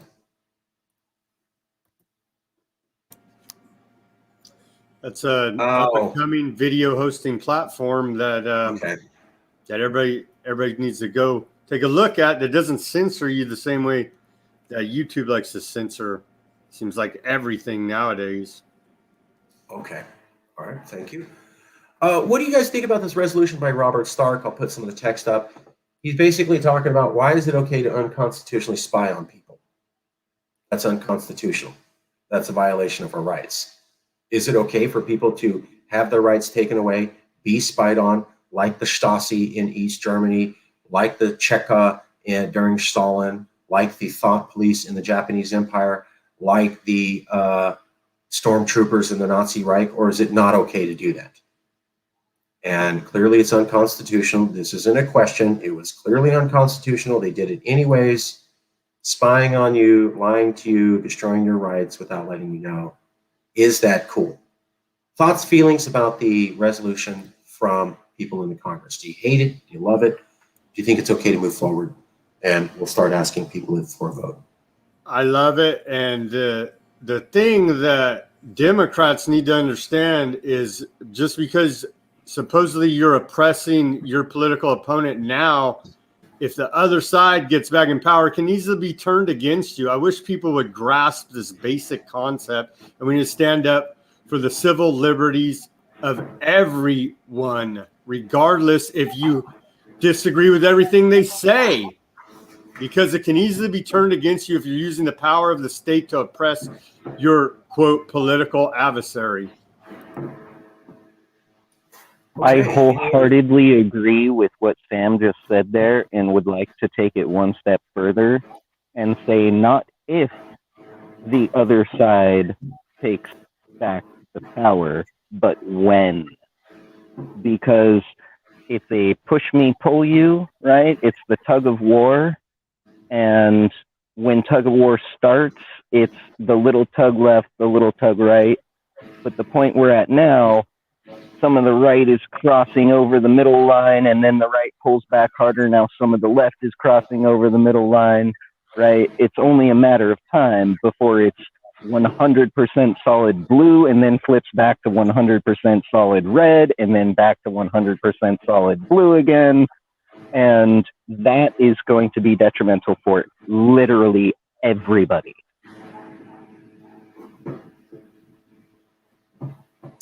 Yeah. Yeah. Yeah. Okay. Moving on to, I'm going to show there's a draft statement. So MIBC recently made a video. It's a high production quality video. I'll try to find a link here in a second. And they offered to make another high production quality video for a joint statement between Yes California and the Movement for Baja Independence. Cuauhtemoc Morgan, who's a YesCAL Congress member, sent us a text. We looked at that, and here's a draft. This is a draft. This is a draft. This is not the final statement. It's a draft, not the final statement, just presenting how we work through the process of getting resolutions out. Statements for speeches. So let me share screen and I'll walk you through that real quick.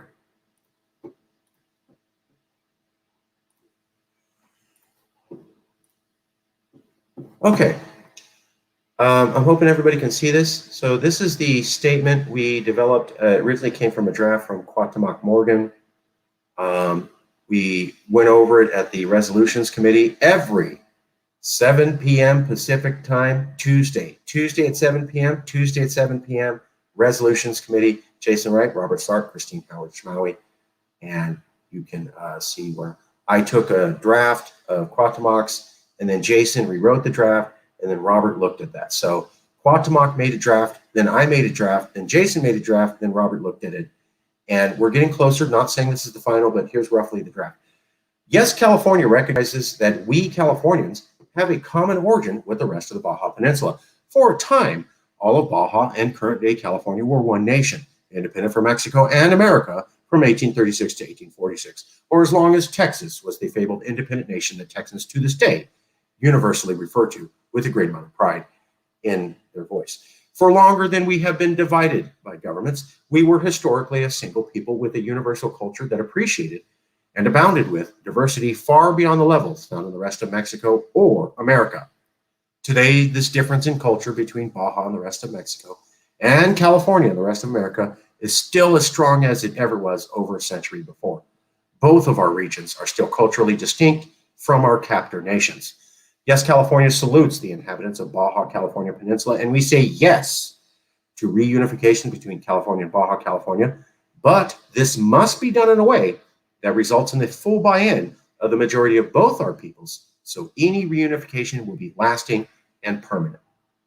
In order to do this, and to secure a peaceful transition to independence, we must go through an orderly process of negotiation between our governors.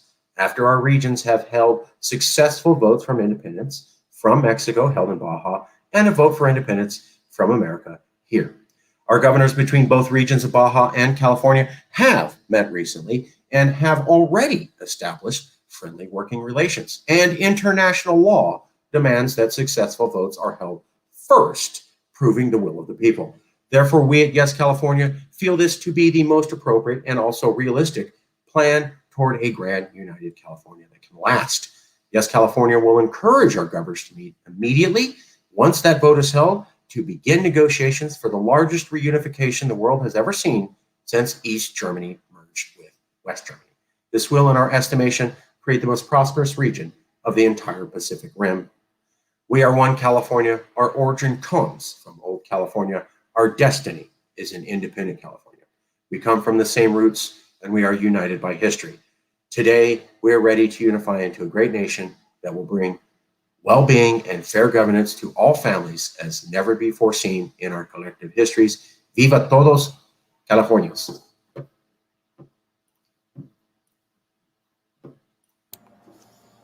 Thoughts, feelings. Just a draft. Don't have to like it, or you can. Let me just throw in that some awesome beaches. That's one of the things that I was always big with was, so the real estate market is one of the biggest economic drivers in California. And the real estate market is basically based upon really desirable places to live. So one of the hottest real estate markets in all of California is San Diego because of the weather. San Diego has a unique microclimate that's not exactly like the rest of California. Therefore, it has some of the most desirous destinations to go there. So basically, it's the best, most well-liked place in California because the climate there, and that drives the real estate prices almost higher than anywhere else. Yes, they're a bit higher in LA and San Francisco, but that's because of the dot-com boom. If you typically look over the last 60 years at real estate, it's San Diego. Highly coveted. Well, guess who has the exact same climate as San Diego? The entire coastline of Baja. So I'd like to ask you, would having a gigantic real estate boom and mass construction development by people who want to live in the San Diego region be horrible or ridiculously awesome for a burgeoning California economy? Which one? Would having access to San Diego quality weather be something that would attract investors and immigrants from all over the planet's surface, or something And that they would hate? Jason? Well, just saying, can't forget the post-corona tourism boom that the entire world has already agreed is going to happen. When it's time, it's gonna happen, and it's gonna be big. Yeah. So how do people feel about this? We wanted to show that we were supportive of Baja, but we also wanted to show that we wanted to do it in the right way. We were not saying if you support California independence, you must support reunification with Baja. Didn't say that at all. What we said is we would encourage our elected officials to do that, but we would wait for a vote and for our elected officials to be able to do that with the will of the California people. We also pointed out that the governors of Baja and California have already met through the Brown administration and this current administration and already have good relations. So we're not saying this is definitely has to be, we are encouraging it, but we are saying we will recognize the vote by the California people and the direction of the leadership of people chosen by Californians. Is this a fair way to make a statement for partnership? Thoughts? Seems fair to me. Okay. I'm not hearing any negative stuff, so I'm going to move forward with this text that was beautifully rewritten by Jason, and we'll keep moving forward. And our plan is to get a joint video made between MIBC and Yes California, showing our international outreach and the high quality of things that we can do. Let me see if I can find that video real quick. Yes, 1 second.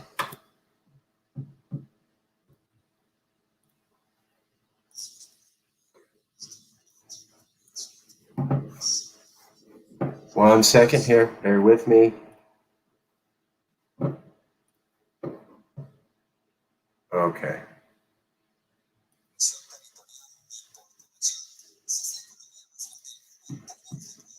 I'm going to share the video now.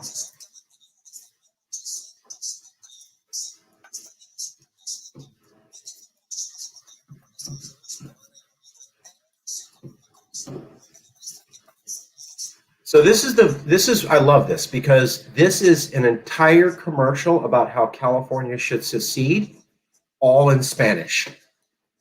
I'll put the link up here. This is the first full Spanish language documentary, and it's 16 minutes long, and it talks about how and why California could secede. It was literally made by the Baja Independence movement for us here in California. It's all in Spanish, and it talks about us very well. Go back to the share screen. Sorry, trying to get these banners up. Bear with me. So it's called Si Independizara California, si fuera un país, sería potencia mundial. Mira estos datos de impacto. So basically, California wants to become independent. It's a place that could do it, and here's the facts about that information. That's roughly what they're saying. Let me get that link up to the YouTube channel.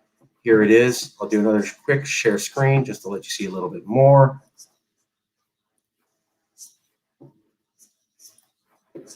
Right, so he's talking about us, and then specifically somewhere around here. So that is Yes California. Louis Marinelli, Bart Gilbert, that's a Yes California shirt, Yes California, in a video talking about how California could become independent. I want to point something out. This is the only video in Spanish that walks somebody who can only speak Spanish all the way through why California could become independent. It's got a good spokesperson, good graphics in the background, titling over the top of it, very professional. And this was all done by MIBC for Yes California. It's already being shown around Baja. It's already making the rounds in Spanish TV. It's literally a Spanish language, Hey, California Could Secede documentary. We did nothing to make this, and they highlighted Yes California, and they're asking for even more partnership. So that's why we wanted to do a partnership speech with them, so we can make an even better video. This is our direct pipeline into Latin America in Spanish from allies who want to work with us. Marcus, those guys came up. What is the name of their movement again? It's MIBC. I'll spell that out right now. MIBC. And Yeah. they came up with this all on their own? Yep. You're not secretly paying them under the table? Nope. I didn't even know this was being done. Quatemek Morgan, Jason was there. Quatemek Morgan just jumped on the WhatsApp and go, hey, check out this video. That's all he said. And then we go, wow, Quatemek, this, because he's the MIBC, Movimiento Independencia Baja California, MIBC, Movimiento Independencia Baja California, Baja California Independence Movement. Yeah. Baja California, that's all it is. If you type in, you have to type it in Spanish. So Movimiento Independencia de Baja California, or MIBC, they are routinely covered in San Diego news. So I want to point that out. San Diego newspapers cover Baja Independence, and they have covered Baja Independence talking about Calexit, and they have covered the survey that MIBC put out in Baja that showed 60% of the people of Baja would choose to join California rather than become independent if they ever seceded from Mexico. 60% of the people of Baja in a survey ran by MIBC said, we don't want to be part of Mexico. We don't want to become independent on our own. We would rather join with California. Now, whether we accept that here in Californians is another question, but our governors have met. This movement is big. It's covered throughout Baja California, and it's covered in San Diego newspapers. This video was excellent, is going out to Spanish speakers, and we could tie ourselves into this and get more of the Spanish language community knowing specifically about Yes California. Thoughts, feelings? I think this speaks to the collective consciousness of humanity is edging toward the same conclusion that rule from federal authorities, whether it be Mexican federal authorities or American federal authorities, is not working out. And I think it's pretty amazing that people who don't have anything, that didn't plan this ahead of time, are reaching the same conclusion. I think that's an impressive conclusion, which you've proven is occurring today, that needs to be recognized.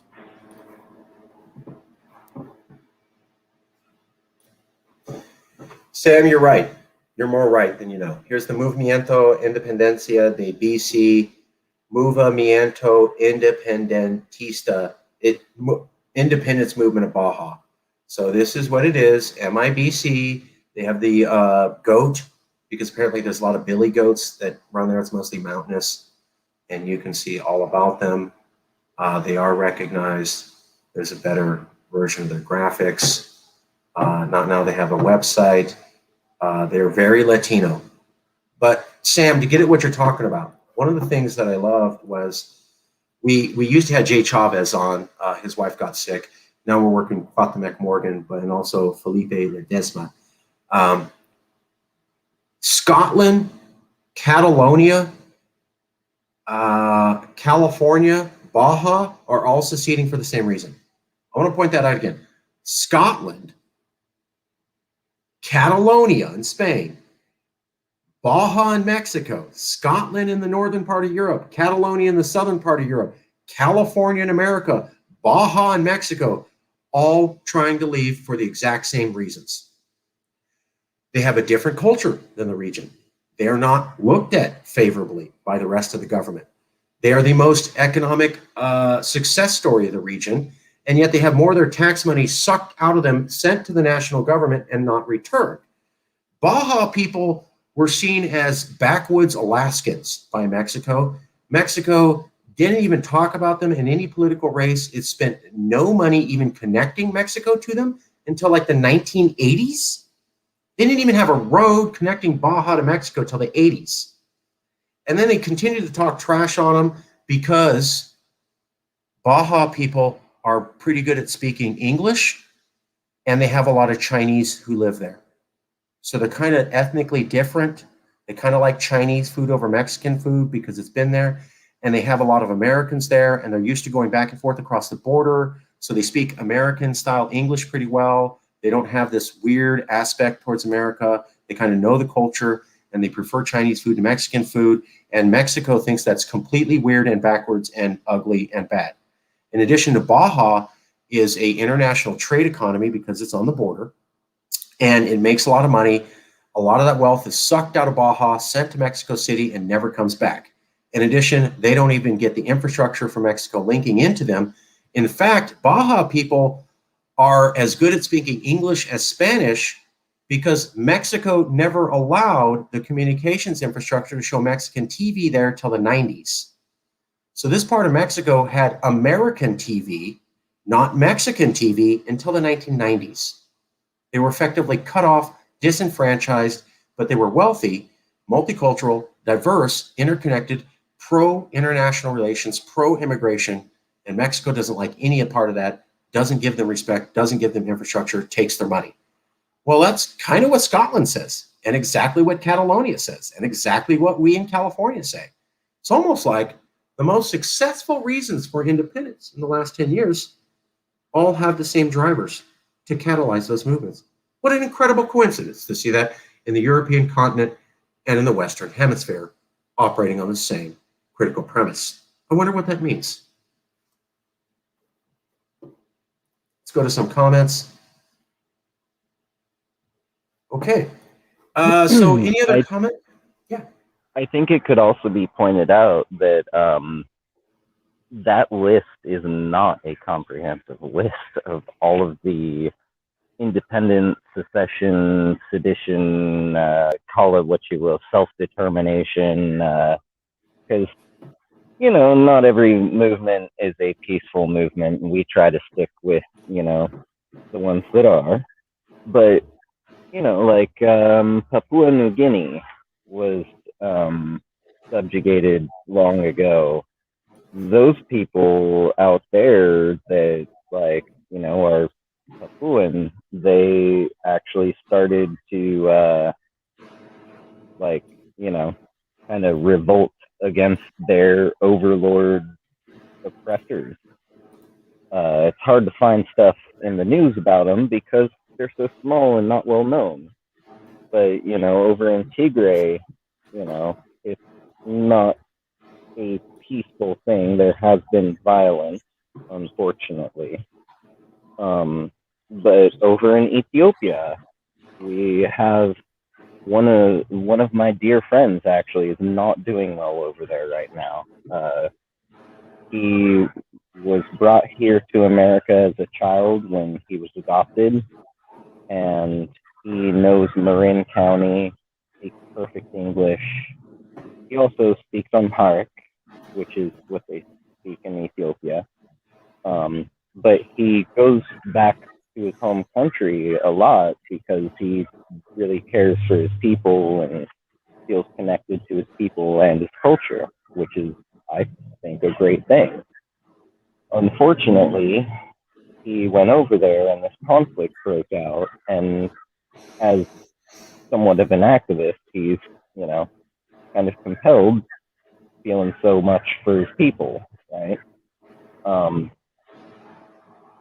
It's a small band of people trying to resist their oppressive overlord government. Unfortunately, there's fighting, so we can't really, you know, go too hard on any supportive measure one way or the other than maybe to encourage a, you know, cease to fighting and, you know, a start to the conversing and trying to figure out a amicable solution, right? But there are like dozens and dozens of secession, independence, call it what you will, movements around the world right now. And they've actually been growing in number. And I think, you know, that very clearly states, you know, what Sam was getting at there was, you know, it isn't just for no reason.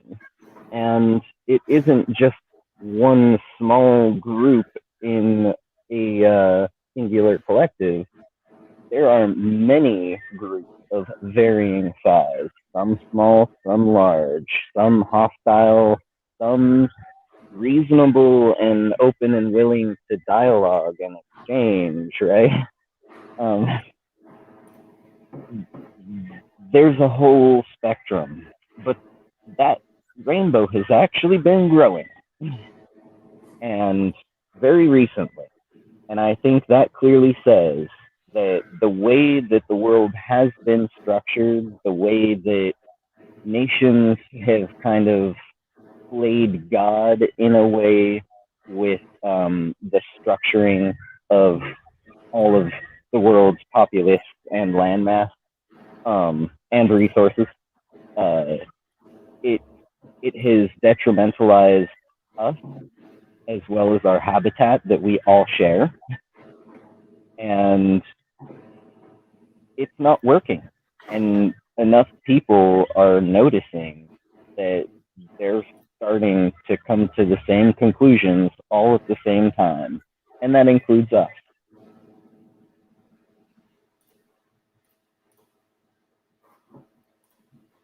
You're right. Something's going on. 20 years ago, there weren't that many secession movements. Right after the Soviet Union fell, you had a lot, and that was the 1990s. And then it seemed to kind of freeze. And then around 2010, you started hearing about Scotland and Catalonia. I never even heard of Catalonia before 2010. And it's only gotten hotter since, right? There's more people trying to pursue it violently or peacefully. I think there's the English-speaking part of an African nation that's trying to leave, and they're just getting slaughtered in the streets. But it's not a coincidence that all their reasons, I think it's in Cameroon or some part, are the same as Scotland, Catalonia, California, etc. People are recognizing it's an interconnected economy. And if you have a different culture and you're more prosperous because of that, why should you be held back by people who don't share your culture, spit on your culture, and therefore aren't doing what you're doing to become wealthy and aren't, getting the idea of this is how you make wealth in the future? Like, how dare you have a culture that's fit for the economy of today? How dare you? And that's it. What is that? The Anglo-American establishment. Yep. Okay. Any other comments? Moment of silence for This right here, Canadians. book written by Carol Quigley, explains what people are pushing back against. This is what it is right here. Yeah, I would definitely include you to check out Scotland, Catalonia, California, Baja, the Anglophone crisis, the Iceland leaving Denmark, Biafra and the Congo trying to leave again, in addition to New Caledonia in France, also Hong Kong in China, and Vladivostok in Russia. All of these regions, there's like 6 to 10, are saying the same thing that we just covered about why they want to leave, and they're pushing for independence, and they've only been doing it really seriously in the last few years. That's a global trend, especially when we look back at what they call the springtime of nations. Sometime around 1917 to 1921 was what anthropologists noted as there were only so many nations around 1916, 1917. And then there was this 3-year period where there was this massive explosion of nations. And then the same thing, it goes not many nations for many years. And then right after about 52, right after the UN's done, there's another massive explosion of nations, and early 52 to 55, and then shrinks up. Then you have to go back to the 1990s, and there's another massive explosion of nations, early 90s, and then it shrinks. So this seems to be a pattern in world history going back over 100 years, where things happen in the world scene, and everybody who can get it while the getting's good, to borrow a Californian Two Shorts phrase, jumps in. But the window's only a few years open, and then it shuts down for about 2 decades, but then something else happens. The world changes, window opening, shuts down, window opening, the time periods of 1917, 1952, and 1990. And I predict that we're having another one now, where we're going to see new nations born. Who's going to be in? Who's going to be out? I don't know. But if we look at the history, and people are largely animals of patterns, we have a short window of a couple more years left to either become independent or be locked in for a few more decades. And I think California will become one of them. And I think the time is now. We said this in 2014, California is ready to secede. And nobody took us seriously. And then 1/3 of California backed secession, and the entire planet recognized it 3 years later. Why did we say that? Magic? Time machine? Just luck? No, we were looking at trends. And we were the first person to point out something uncomfortable nobody wanted to talk about. America was not working anymore, and it was not working for California. Nobody wanted to hear that. Everybody said we were wrong. Politico even slammed us and said we're lying. And then 3 years later, the governor and the entire legislature uses all of our same talking points. How do we go from nutbag insane to the entire world, all the media, and all elected officials in California saying the exact same thing, and only in 3 years? It's almost like we were right, and we were willing to say it when no one else had the gall to say the same thing. I predict the same trend now. America will not be unified. It will not come together. It is divided, and it will permanently increase in political polarization, meaning that it's going to become more divided and more unstable and chaotic. And Joe Biden is not going to fix that. By the way, that was a prediction we made before Biden was elected, and it turns out to be true. The other prediction that we made was that, well, let me just show you. And I got to thank Jason Wright for this. Biden is just a different shade of Trump. We suggested this before the election. We suggested this right after Biden got elected. Nobody wanted to hear that. Well, it's 3 months later. He's coming up on his 100 days. Were we right? Joe Biden has placed kids in cages. He has denied reporters access to them. He has denied those children access to lawyers, and he's denied those children access to showers. That's just what Trump did. Joe Biden also told all of Latin America, don't come to America. You're not welcome, just like Trump. Joe Biden has also said he's going to continue the border wall, which is white supremacist. And now my personal favorite, because I can't keep up on it. Recently, Joe Biden said he will keep the cap against refugees enacted by Donald Trump. Now, Donald Trump reduced the cap on the amount of refugees coming into America because he was a xenophobe and didn't like foreigners. Joe Biden said he's keeping the same thing. So, border wall, kids in cages, horrible concentration camp conditions, don't come to America, and we want to discriminate against refugees and discourage them. That's all Joe Biden, folks. Exact same thing Donald Trump said. So, And if I may point out quickly, he's a Democrat. It's cool. It's okay. He's a Democrat. Come on.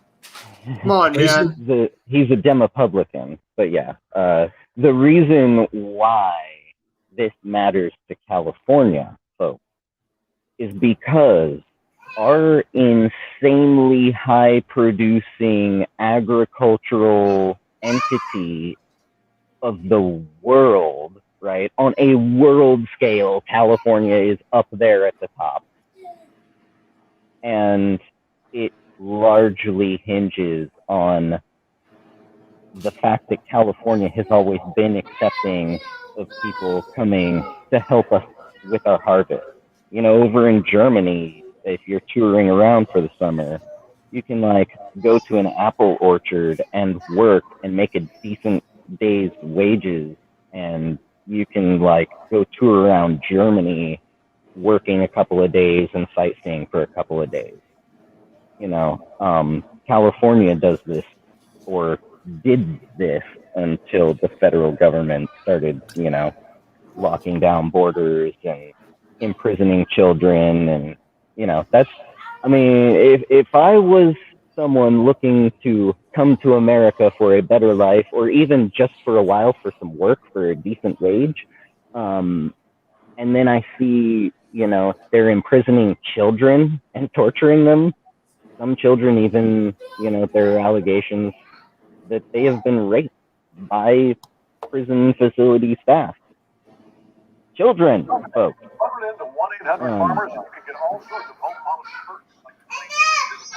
I would just, you know, if I was an immigrant looking at this from the outside, I would quickly change my mind and say, wow, yeah, you don't need to tell me to not come up there. I definitely don't want to come up there to Psycho Land. And then California's economy suffers. You want to hear another one that I learned recently about the exploitation of illegal aliens, or you could call them undocumented, whatever political correct term you want to use. What is happening here in California, how the federal government is exploiting these people, is they allow them to work under fake Social Security numbers.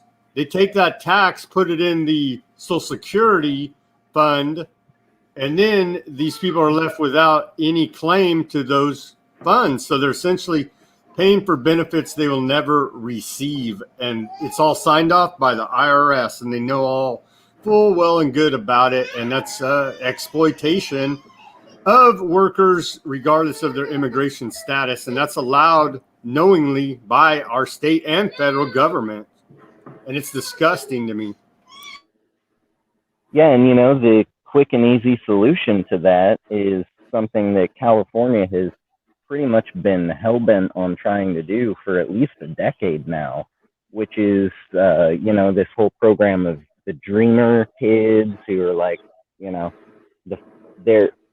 we wanted to ramp that up here in California. We were like, hey, you know what? If you're here, we just want you to be protected and covered just like anyone else. We want you to have the same rights and equality no matter what, just like anyone else. Not based on anything other than you're here in California.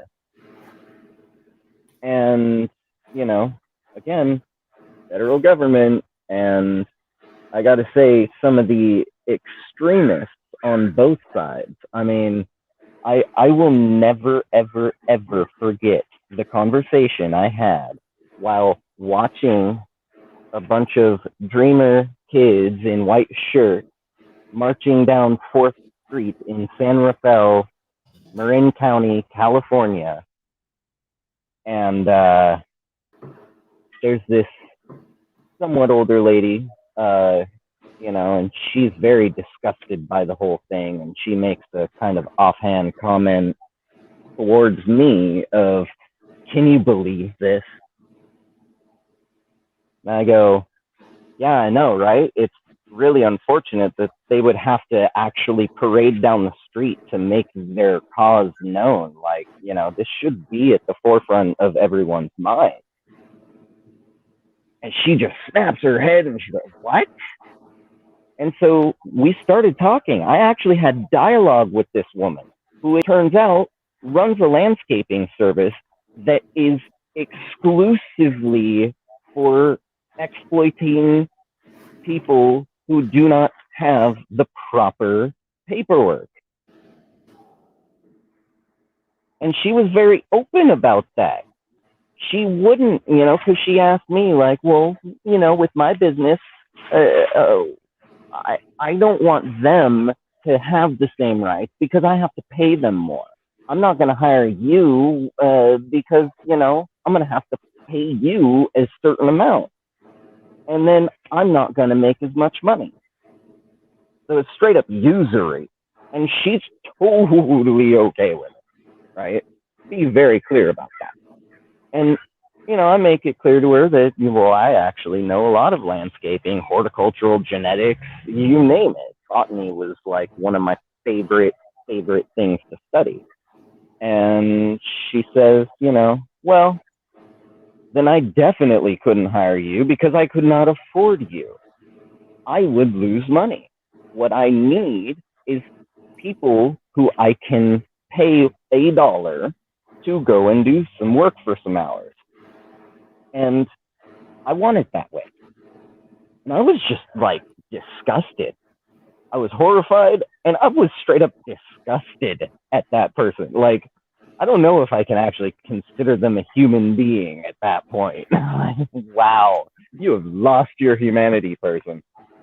And again, that's here in San Rafael, Marin County, up in the Bay Area, California, super affluent, super forward-thinking progressive land or whatever.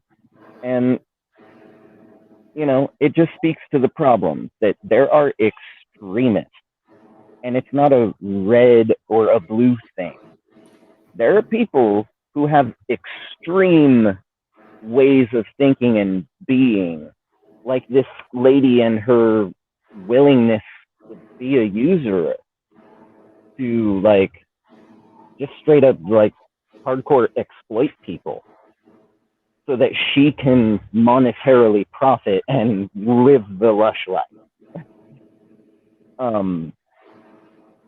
You know, it's an extreme way of being that only serves the self and detrimentalizes anyone who comes in contact with that being.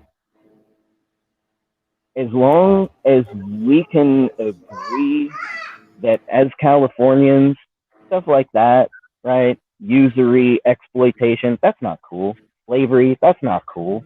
Whether it's corporate prison slavery, you know, using them to fight the wildfires, and then, you know, well, they're prisoners, so do we really have to pay them? Okay, we'll pay them $1.15 a day for fighting California's wildfires that almost burned us all to a freaking crisp.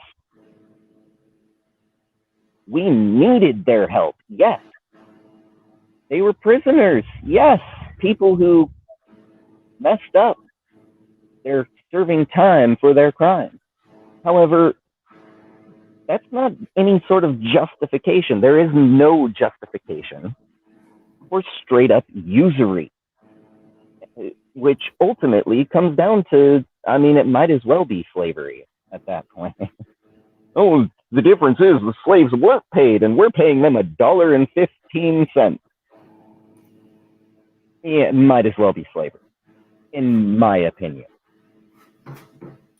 Especially when there are people who are hired by the state who have the actual training to be able to safely do this insanely dangerous job.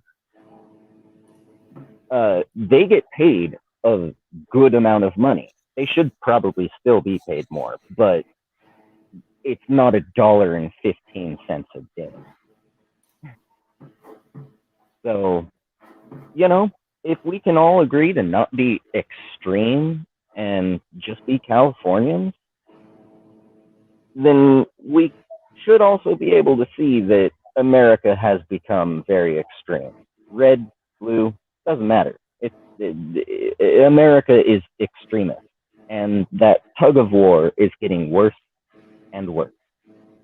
And we need to come together as Californians who are reasonable, who are looking to legal means to solve problems with actual solutions, rather than tape a Band-Aid over an arterial wound and leave it to the next generation.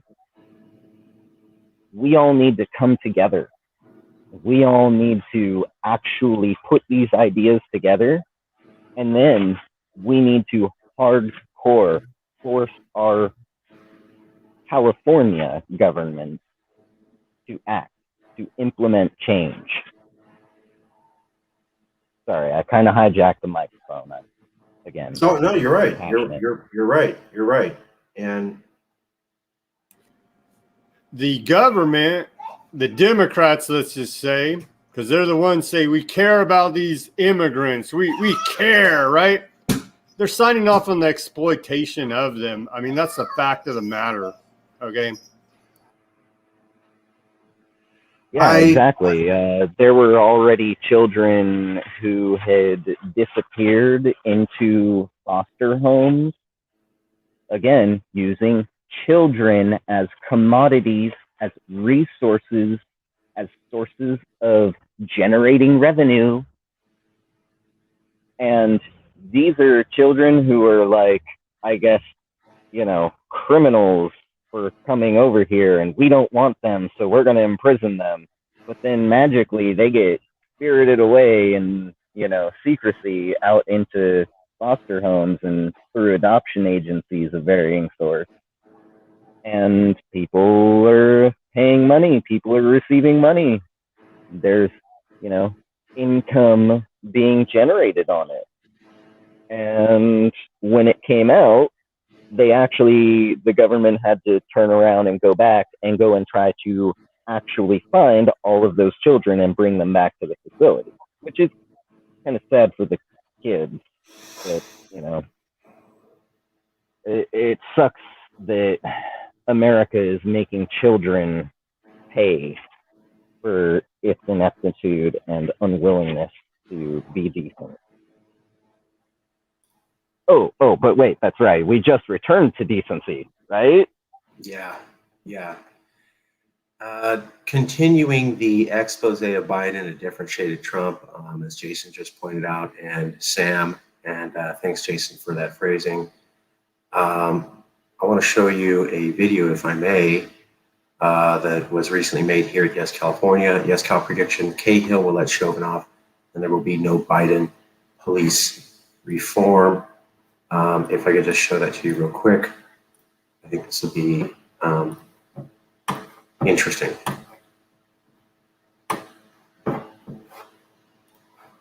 I know you can't hear it, but you can see the closed captioning. Okay, I'm not sure. Got to remove the YesCal prediction banner. I can't. It's buried. It's already programmed into the video.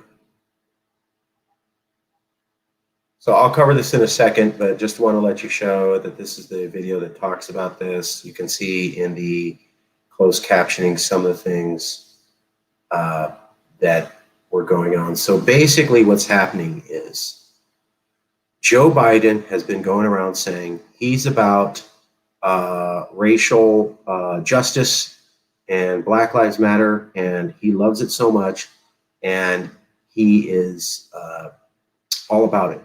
At the same time that Joe Biden's doing that, he's actually doing other actions. So there was a police reform executive action committee that was created by Obama and killed off by Trump. Biden has said he was going to reenact it, and then quietly this week shut it down.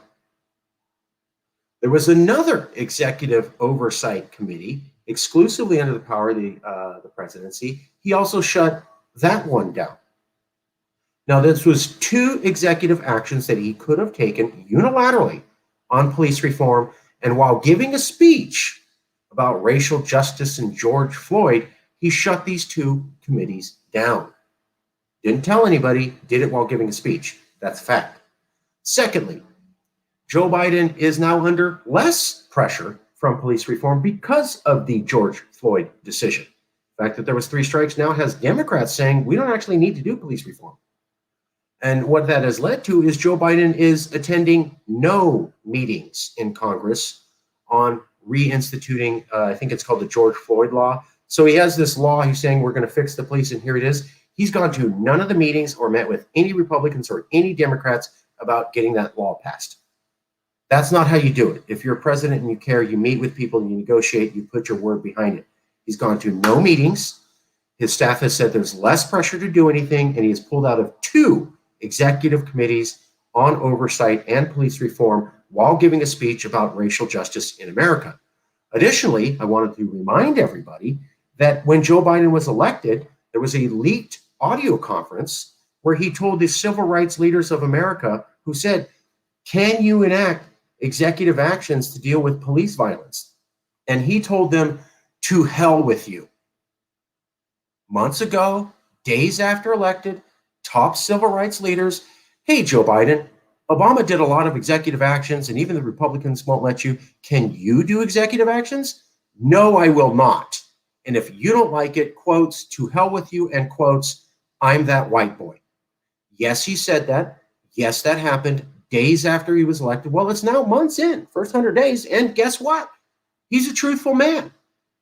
He didn't do what the top civil rights leaders in America asked for on police reform and canceled the executive committees.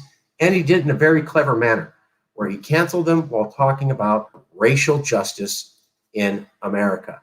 Additionally, I want to point out that the police officers union who saluted Donald Trump said, quotes this week, Joe Biden is our guy, and they like him and think he's the appropriate fit for the job. So the same people who liked Trump and backed all the Trump stuff did, are now saying they back Biden. Biden is not helping to pass the legislation on the George Floyd reform, which, by the way, analysts predict has no chance of actually being passed because of Republicans. So he's not going to any meetings. Additionally, George Floyd leaves less pressure on the Biden administration to make reform. And while talking about racial justice, Joe Biden has pulled out of 2 executive committees he had the authority to enact all by his own that would actually move the dial on police reform. So he tells you African-American civil rights leaders, to hell with you. And I'm not doing executive actions on police reform. By the way, he yelled at them for saying, I hate defund the police. He's now talking about reforming the police with additional money to the police. That's what Donald Trump was saying. He's now backed by the same police officers union that backed Donald Trump. And he is now removing executive committees that Donald Trump also did. So my question to you as a Californian is, looks like he's doing nothing for Latinos and African Americans. Is this guy Trump part 2? Because these are not California values. You don't have to be a Republican. You don't have to this or that. You can like Biden on this and that. But I'm asking you, is it a California value to lie and place children in cages in horrible conditions and build the border wall and discriminate against immigrants and say, don't even come here, and tell them that we're knocking off the refugee status, and then back out of presidential commissions on police reform you could do on your own, not attend any meetings, passing the law on police reform, recognizing and secretly leaking out that you don't actually have to do anything, and then telling the top African-American civil rights leaders in all of America, to hell with you, and I'm that white boy if you don't like what I'm doing. All that happened under Biden. And it's all the things that we hated in California when the orange one did it. And that's why we say it, yes, California, Biden, a different shade of Trump. Something to consider when you want to talk about decency in America. Biden has a dog, okay? And I saw Biden the other day. He picked a dandelion for his wife, all right? When they're walking up to get on the helicopter. So those are good things that Biden's been doing. A dog, and he loves his wife. There you go. Yeah, and if I may, being the one who coined the phrase, not to say you're saying it wrong or anything, not to, not going to rip Hey, call me out, Chris. We always want to do better marketing. Tell me how I'm not doing it right. Tell me how I'm not doing it right. Let's get inverse. It's the inverse. Trump was a different shade of Biden. Biden was vice president, the one who controls implementation of policy of the United States of America. He was vice president at the time children were started being put into cages down along our southern border. It was Biden who started that. Trump ramped it up, and now Biden is saying, hey, I'm not going to turn it back down. So really, Trump was the extremist excuse to have it get cranked up another notch and stay there. It's the new norm. Everything's now at 8. Well, folks, what happens when it gets turned up to 11? If you get the Spinal Tap reference. That's a good one. Hey, good. Just to piggyback off Jason's point, Trump wasn't a politician. He was in the government 4 years. Biden has been in the government 50 freaking years, man.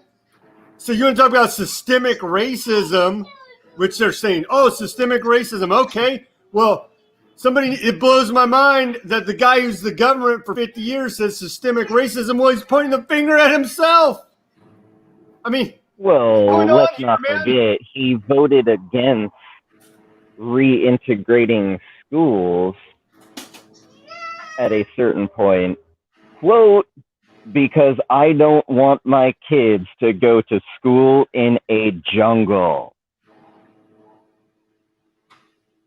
94. He was an elected, that's all I got to say. Look up 94 elected official at that point in time. and he voted against doing the right thing. He voted against equality from all the way back in the day. 94 crime bill. Yeah, and Kamalas know better. So, okay, we'll leave it there. It's been a good show. I hope that you have seen that we have tried to provide an opportunity for many people of different perspectives, a diverse group, politically, ethnically, culturally, religiously, to come together and talk, and that we've shared information about the stability of America, about what actually is going on in the decent administration, and how this affects us here in California. Information you may not find elsewhere. And that's why we say, yes, California is having the most important conversation that you need to hear about if you live here. Last minute comments before we end the show. Very interesting and informative show. And Jack B is putting up some very good comments there. I appreciate the comments there, Jack B. Jack B, you're awesome. You should consider joining us, Jack B. Let me put up my email here. If anybody would like to join the Calexit Congress and come live to StreamYard every Sunday at 11 Pacific, that's every Sunday at 11 Pacific, the most important conversation that we in California can have. Babies love it. Toddlers love it. Adults love it. Children love it. Republicans love it. Democrats love it. Progressives love it. LGBTQ love it. African Americans, Arabs, Muslims, Latinos, and aliens, I'm sure, would be welcome to And interface green, although I guess you could consider me alien at that point. Yeah. So here we are proud to do this. Please join us, Marcus.Ruiz.Evans, and you can check us out. Also posted this up to the video. Please check that out. It really goes into detail about what Biden's doing on police reform and how the justice system in America will actually work. All factual-based information, all stuff no one's talking about and can only be found exclusively here at Yes California. Thank you.